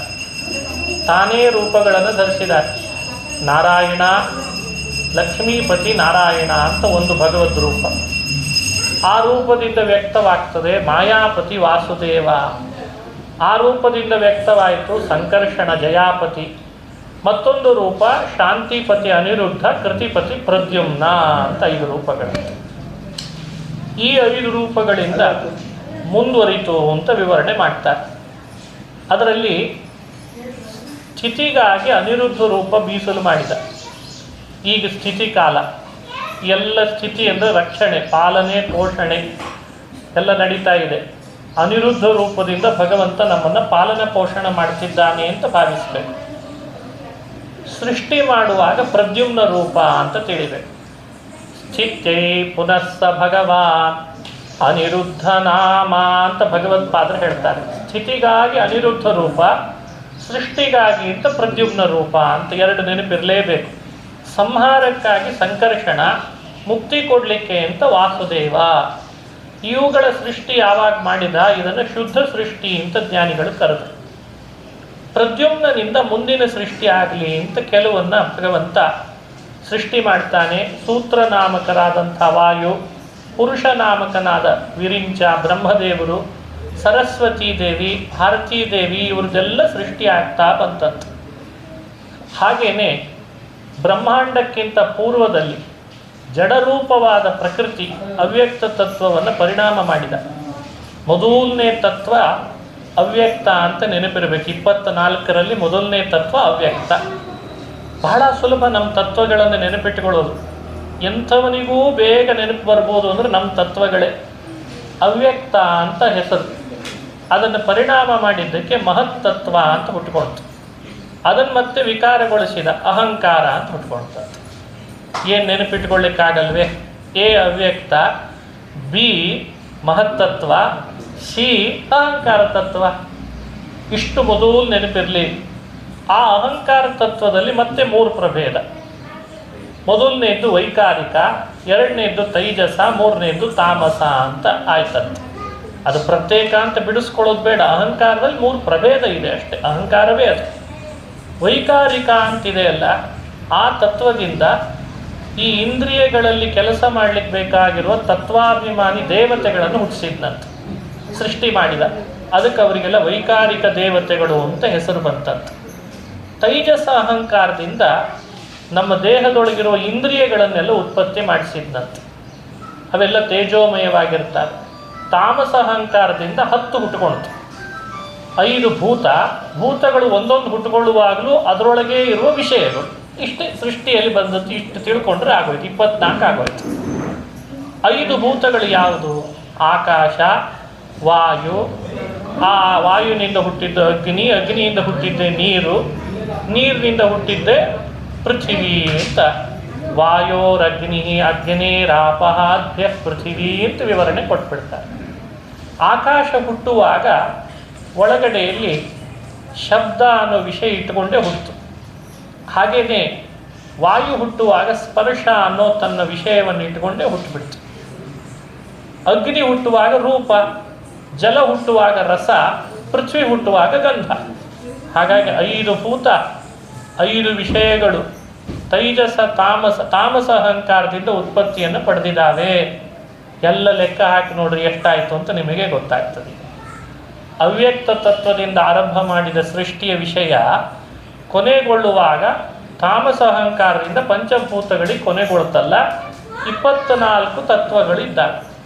ಇದೇ 24 ತತ್ವಗಳನ್ನೇ ಉಪಯೋಗಿಸಿ ಈ ದೇಹವನ್ನು ನಿರ್ಮಾಣ ಮಾಡಿದ್ದ. ಹಾಗಾಗಿ ಪಿಂಡಾಂಡ ನೋಡಿದ್ರು 24 ಇಟ್ಟಿಗೆ, ಬ್ರಹ್ಮಾಂಡ ಸೃಷ್ಟಿ ಮಾಡುವಾಗಲೂ ಇದೇ 24 ಇಟ್ಟಿಗೆ ಅಂತೆ. ಅಲ್ಲೂ ಇಲ್ಲೂ ವ್ಯತ್ಯಾಸ ಮಾಡೇ ಇಲ್ಲ ದೇವರು ಅಂತಾರೆ. ಹೀಗೆ ಭಗವಂತ ತನ್ನ ಜೀವನದಲ್ಲೇ ಸೃಷ್ಟಿ ಮಾಡ್ತಾರೆ. ಆಮೇಲೆ ಅಂಡವನ್ನು ಸೃಷ್ಟಿ ಮಾಡಿದ. ಅಂಡದೊಳಗೆ ತಾನೇ ಪ್ರವೇಶ ಮಾಡಿದ. ತನ್ನ ನಾಭಿಯಿಂದ ಕಮಲವನ್ನು ಸೃಷ್ಟಿ ಮಾಡಿ ಕಮಲದಲ್ಲಿ ಚತುರ್ಮುಖನನ್ನ ಅಂತ ತಂದು ಕಮಲ ಸಂಭವ ಅಂತ ಮಾಡಿ ಸೃಷ್ಟಿ ಮುಂದಿಂದನ್ನು ನೀನು ಮಾಡು ಅಂತ ಅಂಡದ ಒಳಗಿನ ಕೆಲವು ಭಾಗದ ಸೃಷ್ಟಿಯನ್ನು ಚತುರ್ಮುಖನಿಂದ ಮಾಡಿಸಿದ. ಹೀಗೆ 2ನೇ ಸ್ಕಂದ ಶ್ರೀಮದ್ ಭಾಗವತ ಸೃಷ್ಟಿಯ ಮಹಿಮೆಯನ್ನು ಹೇಳಿ ಸೃಷ್ಟಿಯೂ ಭಗವಂತನಿಂದಾಗಿದೆ ಅಂತ ನಾವು ತಿಳಿಬೇಕಾಗ್ತದೆ. ಒಂದು ಪ್ರಶ್ನೆ, ಸೃಷ್ಟಿ ಮಾಡಿದ ಯಾಕೆ ಅಂತ. ಯಾವತ್ತೂ ನಮ್ಮನ್ನು ಸೃಷ್ಟಿಗೆ ತರದೇ ಇದ್ದಿದ್ರೆ ನಾವು ಆರಾಮ್ ದೇವರ ಹೊಟ್ಟೆ ಒಳಗೆ ಮಲ್ಕೊಂಡೇ ಇರ್ತಿದ್ವಿ. ಇಲ್ಲಿಗೆ ತರಿಸಿ ಈ ಹುಟ್ಟು ಸಾವುಗಳಲ್ಲಿ ನಮ್ಮನ್ನು ಚಕ್ರದಲ್ಲಿ ಸುಳಿಯುವ ಹಾಗೆ ಮಾಡಿ ಮತ್ತು ನಾವು ಅವನನ್ನು ಬೈದು ನಮ್ಮನ್ನು ಯಾಕೆ ಸೃಷ್ಟಿಗೆ ತಂದೆಯೋ ಅಂತ ನಾವು ಅವನನ್ನು ಬೈದು ಅದೇನು ದೇವರಿಗೇನು ಲಾಭ ಆಯಿತು, ಸೃಷ್ಟಿಯಿಂದ ದೇವರಿಗೇನು ಲಾಭ ಅಂತ ಪ್ರಶ್ನೆ. ಅದಕ್ಕೆ ಉತ್ತರ ಕೊಡ್ತಾರೆ ಹಿರಿಯರು. ಭಗವಂತನಿಗೆ ಸೃಷ್ಟಿಯಿಂದ ಲಾಭ ಇಲ್ಲ, ಆದರೆ ನಮಗೆ ಲಾಭ ಆಗಿದೆ ಅಂತಾರೆ. ಲಾಭ ನಮಗೆ ಮಾತ್ರ, ದೇವರಿಗೆ ಯಾವ ಲಾಭ ಇಲ್ಲ ಅಂತ ಉತ್ತರ ಕೊಡ್ತಾರೆ. ಯಾಕೇನು ನಮಗೆ ಲಾಭ ಅಂದರೆ ನಮ್ಮ ಸ್ವರೂಪದ ಅಭಿವ್ಯಕ್ತಿ ಆಗಲಿಕ್ಕೆ ಸೃಷ್ಟಿ ಅನಿವಾರ್ಯ ಅಂತ. ಯಾವುದಾದ್ರೂ ಒಂದು ಬೀಜ ಚೀಲದೊಳಗೆ ಇದ್ದರೆ ಅದರ ಶಕ್ತಿ ಏನು ಅಂತ ನಮಗೆ ಗೊತ್ತಾಗಲ್ಲ. ಭೂಮಿಗೆ ಬಿತ್ತಿದಾಗಲೇ ಅದು ಮೊಳಕೆ ಒಡೆದು ಗಿಡವಾಗಿ ಮರವಾಗಿ ಆಮೇಲೆ ಅದು ಮತ್ತೆ ಹೂವು ಬಿಟ್ಟು ಕಾಯಿ ಬಿಟ್ಟು ಹಣ್ಣು ಬಿಟ್ಟು ನೆರಳು ಕೊಟ್ಟು ನಮ್ಮ ಗಾಡಿ ಅದರ ಕೆಳಗಡೆ ಪಾರ್ಕ್ ಮಾಡಿದಾಗ ಗೊತ್ತಾಗ್ತದೆ ಈ ಮರ ಎಷ್ಟು ಚೆನ್ನಾಗಿದೆ ಅಲ್ಲ. ಯೋಚಿಸ್ಬೇಕಲ್ಲ, ಎಂಥೆಂಥ ಅದ್ಭುತವಾದಂಥ ಬೀಜ ಎಷ್ಟು ದೊಡ್ಡ ದೊಡ್ಡ ಮರಗಳಾಗಿ ಎಷ್ಟು ಹೂವು ಹಣ್ಣು ಕಾಯಿಗಳನ್ನು ಕೊಟ್ಟು ಎಷ್ಟು ನೆರಳು ಕೊಡ್ತು. ಬೀಜ ಇದ್ದ ಆಕಾರ ಎಷ್ಟು, ಆಮೇಲೆ ಅದು ಸೃಷ್ಟಿಗೆ ಬಂದ ಮೇಲೆ ಅದರದ್ದು ಆಕಾರ ಎಷ್ಟು. ಜೀವರು ಬೀಜ ಇದ್ದ ಹಾಗೆ ಭಗವಂತನ ಉದರದಲ್ಲಿದ್ದಾಗ ಅವುಗಳ ಶಕ್ತಿ ವ್ಯಕ್ತ ಆಗಿರಲ್ಲ, ಸೃಷ್ಟಿಗೆ ಬಂದಾಗ ವ್ಯಕ್ತ. ಈ ಅನಿವಾರ್ಯತೆಯನ್ನು ಅರ್ಥಕೊಂಡೇ ನಾವು ಸೃಷ್ಟಿಯನ್ನು ಒಪ್ಪಿಕೊಳ್ಬೇಕು ಅಂತ ಅರ್ಥ.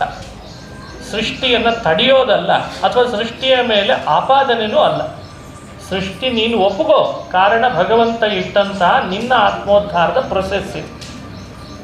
ಇದನ್ನೇ ಸ್ಪಷ್ಟಪಡಿಸಿ ಹೇಳಿದ್ದಾರೆ. ನಮ್ಮ ಸ್ವರೂಪದ ಅಭಿವ್ಯಕ್ತಿಗಾಗಿ ನಮ್ಮನ್ನು ಭಗವಂತ ಸೃಷ್ಟಿ ಮಾಡ್ತಾನೆ. ಇದು 2ನೇ ಸ್ಕಂಧದಲ್ಲಿ ತಿಳಿಬೇಕಾದ ಮುಖ್ಯ ಸಂಗತಿ. ಇದನ್ನು ನಾರದರಿಗೆ ಉಪದೇಶ ಮಾಡ್ತಾರೆ. 2ನೇ ಪ್ರಶ್ನೆ, ಸೃಷ್ಟಿಕರ್ತ ಯಾರು, ಚತುರ್ಮುಖ ಬ್ರಹ್ಮನ ಅಥವಾ ನಾರಾಯಣನ ಅಂತ. ಇದು ಸ್ವಲ್ಪ ಫಿಲಾಸಫಿಕಲ್ ಆದ ಚರ್ಚೆ. ಇದಕ್ಕೂ ಬ್ರಹ್ಮದೇವರು ಉತ್ತರ ಕೊಡ್ತಾರೆ. ನೋಡು, ಬ್ರಹ್ಮಾಂಡದ ಒಳಗಿರುವ ಕೆಲವು ಭಾಗ ಮಾತ್ರ ನಾನು ಮಾಡಿದ್ದು, ಅದು ಸ್ವತಂತ್ರವಾಗಲ್ಲ. ನಾನು ಇರಲಿಲ್ಲ ಈ ಬ್ರಹ್ಮಾಂಡ ಬಂದಾಗ. ನಾನು ನಿಮ್ಮಂತೆ ಭಗವಂತನ ಉದರದಲ್ಲೇ ಇದ್ದವ. ಮಹತ್ತತ್ವ ಬಂದಾಗ ಜೊತೆಗೆ ನಾನು ಹುಟ್ಟಿದೆ. ಅಹಂಕಾರ ತತ್ವ ಬಂದಾಗ ಶಿವ ಹುಟ್ಟಿದ. ಹಾಗಾಗಿ ನಾವೇ ಇಲ್ದಿದ್ರೆ ನಾವು ಸೃಷ್ಟಿಗೆ ಕಾರಣರೇ ಹೇಗಾಗ್ಲಿಕ್ಕೆ ಸಾಧ್ಯ? ನಾ ಸದಾಸೀತ್ ನೋ ಸದಾಸೀತ್ ಏಕೋ ನಾರಾಯಣ ಏವಾಸೀತ್ ನ ಬ್ರಹ್ಮ ನ ಚ ಶಂಕರ. ಇಷ್ಟು ಪ್ರಮಾಣಗಳಿರುವಾಗ ನಾನು ಪ್ರತ್ಯಕ್ಷವಾಗಿ ಹೇಳ್ತಿದ್ದೇನೆ, ನಾರದ, ಸೃಷ್ಟಿ ನಾನು ಮಾಡಿದ್ದಲ್ಲ. ಹಾಗಾಗಿ ಸೃಷ್ಟಿಕರ್ತ ನಾರಾಯಣ ಅಂತ ಭಾವಿಸು. ಹೀಗೆ ಸೃಷ್ಟಿಕರ್ತೃತ್ವದ ಚಿಂತನೆಯನ್ನು 2ನೇ ಸ್ಕಂದದಲ್ಲಿ ಮಾಡಿಸಿ ಭಗವಂತನೇ ಸೃಷ್ಟಿಕರ್ತ ಅನ್ನೋ ತತ್ವವನ್ನು ಸ್ಥಾಪನೆ ಮಾಡ್ತಾರೆ. 3ನೇ ಸ್ಕಂದ ಶ್ರೀಮದ್ ಭಾಗವತದಿಂದ ಕರ್ದಮ ಹಾಗೂ ದೇವಹೂತಿಯ ಚರಿತ್ರೆ. ಸ್ವಯಂಭೂಮನು ದೇವಹೂತಿ ಅಂತ ಅವರ ಮಗಳನ್ನು ಕರ್ದಮರಿಗೆ ಕೊಟ್ಟು ಮದುವೆ ಮಾಡಿಸಿದ್ದಂತೆ. ಕರ್ದಮ ದೇವಹೂತಿ ದಂಪತಿಗಳಾಗಿ ಆಮೇಲೆ ಮುಂದೆ ಕಪಿಲ ನಾಮಕ ನಾರಾಯಣನನ್ನು ಮಗನನ್ನಾಗಿ ಪಡೆದ್ರು ಅಂತ ಕಥೆ. ಸೃಷ್ಟಿ ಮುಂದುವರಿಯುವಾಗ ಪ್ರಜಾಸಂತತಿ ಹೆಚ್ಚಾಗಲಿ ಅಂತ ಸ್ವಯಂಭೂ ಮನುವಿಗೆ ಆದೇಶ ಮಾಡ್ತಾರೆ. ಸ್ವಯಂಭೂ ಮನು ಸೃಷ್ಟಿಗೆ ಪೂರ್ವದಲ್ಲಿ ಭೂಮಿಯಲ್ಲಿ ಅಂತ ಕೇಳ್ತಾನೆ. ಆ ಸೃಷ್ಟಿ ಕಾಲದಲ್ಲಿ ಭೂಮಿ ಮುಳುಗೋಗಿತ್ತಂತೆ ನೀರಿನಲ್ಲಿ. ಆಗ ವಿಷ್ಣು ವರಾಹನಾಗಿ ಅವತಾರ ಮಾಡಿ ಭೂಮಿಯನ್ನು ಕಕ್ಷೆಗೆ ತಂದು ಜೋಡಿಸಿದ ಅಂತ ಕಥೆ. ಭಾಗವತದಲ್ಲಿ ಬಹಳ ಚೆನ್ನಾಗಿ ಮೂಡಿ ಬರ್ತದೆ ವರಾಹ ಅವತಾರದ ಕಥೆ. ಮೊದಲನೇ ದಿನ ಭಾಗವತ ಶ್ರವಣ ಮಾಡುವಾಗ ವರಾಹ ಅವತಾರದ ತನಕ ಕೇಳಬೇಕು ಅಂತಿದೆ ಆ ಪದ್ಧತಿ. ಭೂಮಿ ತಾನಾಗೆ ಮುಳುಗಿದ್ದು ಒಂದು ಬಾರಿ ಕಕ್ಷೆಯಿಂದ ಜಾರಿ, ಇನ್ನೊಂದು ಬಾರಿ ಹಿರಣ್ಯಾಕ್ಷ ಅನ್ನೋ ಅಸುರ ಕಕ್ಷೆಯಿಂದ ಎಳೆದು ಮುಳುಗಿಸ್ಲಿಕ್ಕೆ ಹೊರಟಿದ್ದ ಬಲವಂತವಾಗಿ. ಈ 2 ಸಂಗತಿಗಳನ್ನು ಭಗವತ್ಪಾದರು ತಾತ್ಪರ್ಯದಲ್ಲಿ ಹೇಳ್ತಾರೆ. ಸ್ವಯಂ ನಿಮಗ್ನ, ಕೆಲವೊಮ್ಮೆ ನಾವೇ ಮುಳುಗ್ತೀವಿ ಜೀವನದಲ್ಲಿ, ಕೆಲವೊಮ್ಮೆ ನಮ್ಮನ್ನ ಅಂತ ಮುಳುಗಿಸ್ಲಿಕ್ಕೆ ಕೆಲವರು ಇರ್ತಾರೆ. ಆ 2 ಸಂಗತಿಗಳು ನಮ್ಮ ಬದುಕಿನಲ್ಲಿ ಆಗೋದಕ್ಕೆ ಏನು ಪರಿಹಾರ ಅಂತ. ನಾವೇ ಕೆಲವೊಮ್ಮೆ ಜಾರಿ ಬೀಳೋದು ಇದೆ, ನಮ್ಮನ್ನು ಜಾರಿ ಬೀಳಿಸೋರು ಇದ್ದಾರೆ. ಇವತ್ತಕ್ಕೆ ಈ ರೀತಿ ಬಿದ್ದಾಗ ನಮ್ಮನ್ನು ಕೈ ಹಿಡಿದು ಉದ್ಧರಿಸೋರು ಯಾರು? ಇದಕ್ಕೆ ಸೊಲ್ಯೂಷನ್ನು ನಾನು ಅಂತ ವರಾಹನಾಗಿ ಉತ್ತರ ಕೊಟ್ಟನಂತೆ.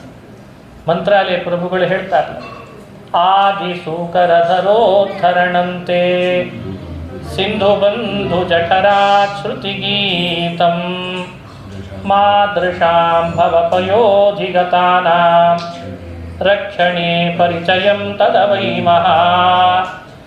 ಅಂದು ಭೂಮಿ ಮುಳುಗಿದಂತೆ ಇವತ್ತು ಸಂಸಾರ ಸಾಗರದಲ್ಲಿ ನಾವು ಮುಳುಗುತ್ತಿದ್ದೇವೆ ಅಂತಾರೆ ಮಂತ್ರಾಲಯ ಪ್ರಭುಗಳು.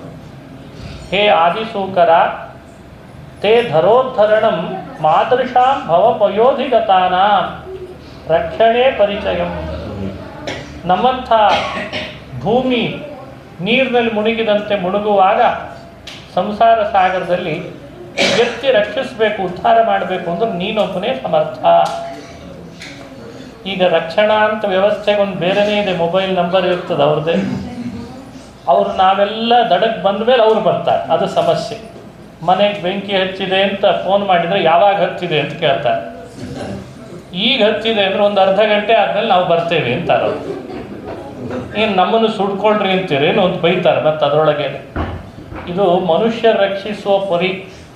ಆದರೆ ಭಗವಂತ ಹಾಗಲ್ಲ, ಆ ಕ್ಷಣಕ್ಕೆ ಒದಗುತ್ತಾನೆ. ಭೂಮಿ ಮುಳುಗ್ತಿದ್ದಾಳೆ ಎಂದಾಗಲೇ ಬ್ರಹ್ಮದೇವರಿಂದ ಬಂದೇ ಬಿಟ್ಟ.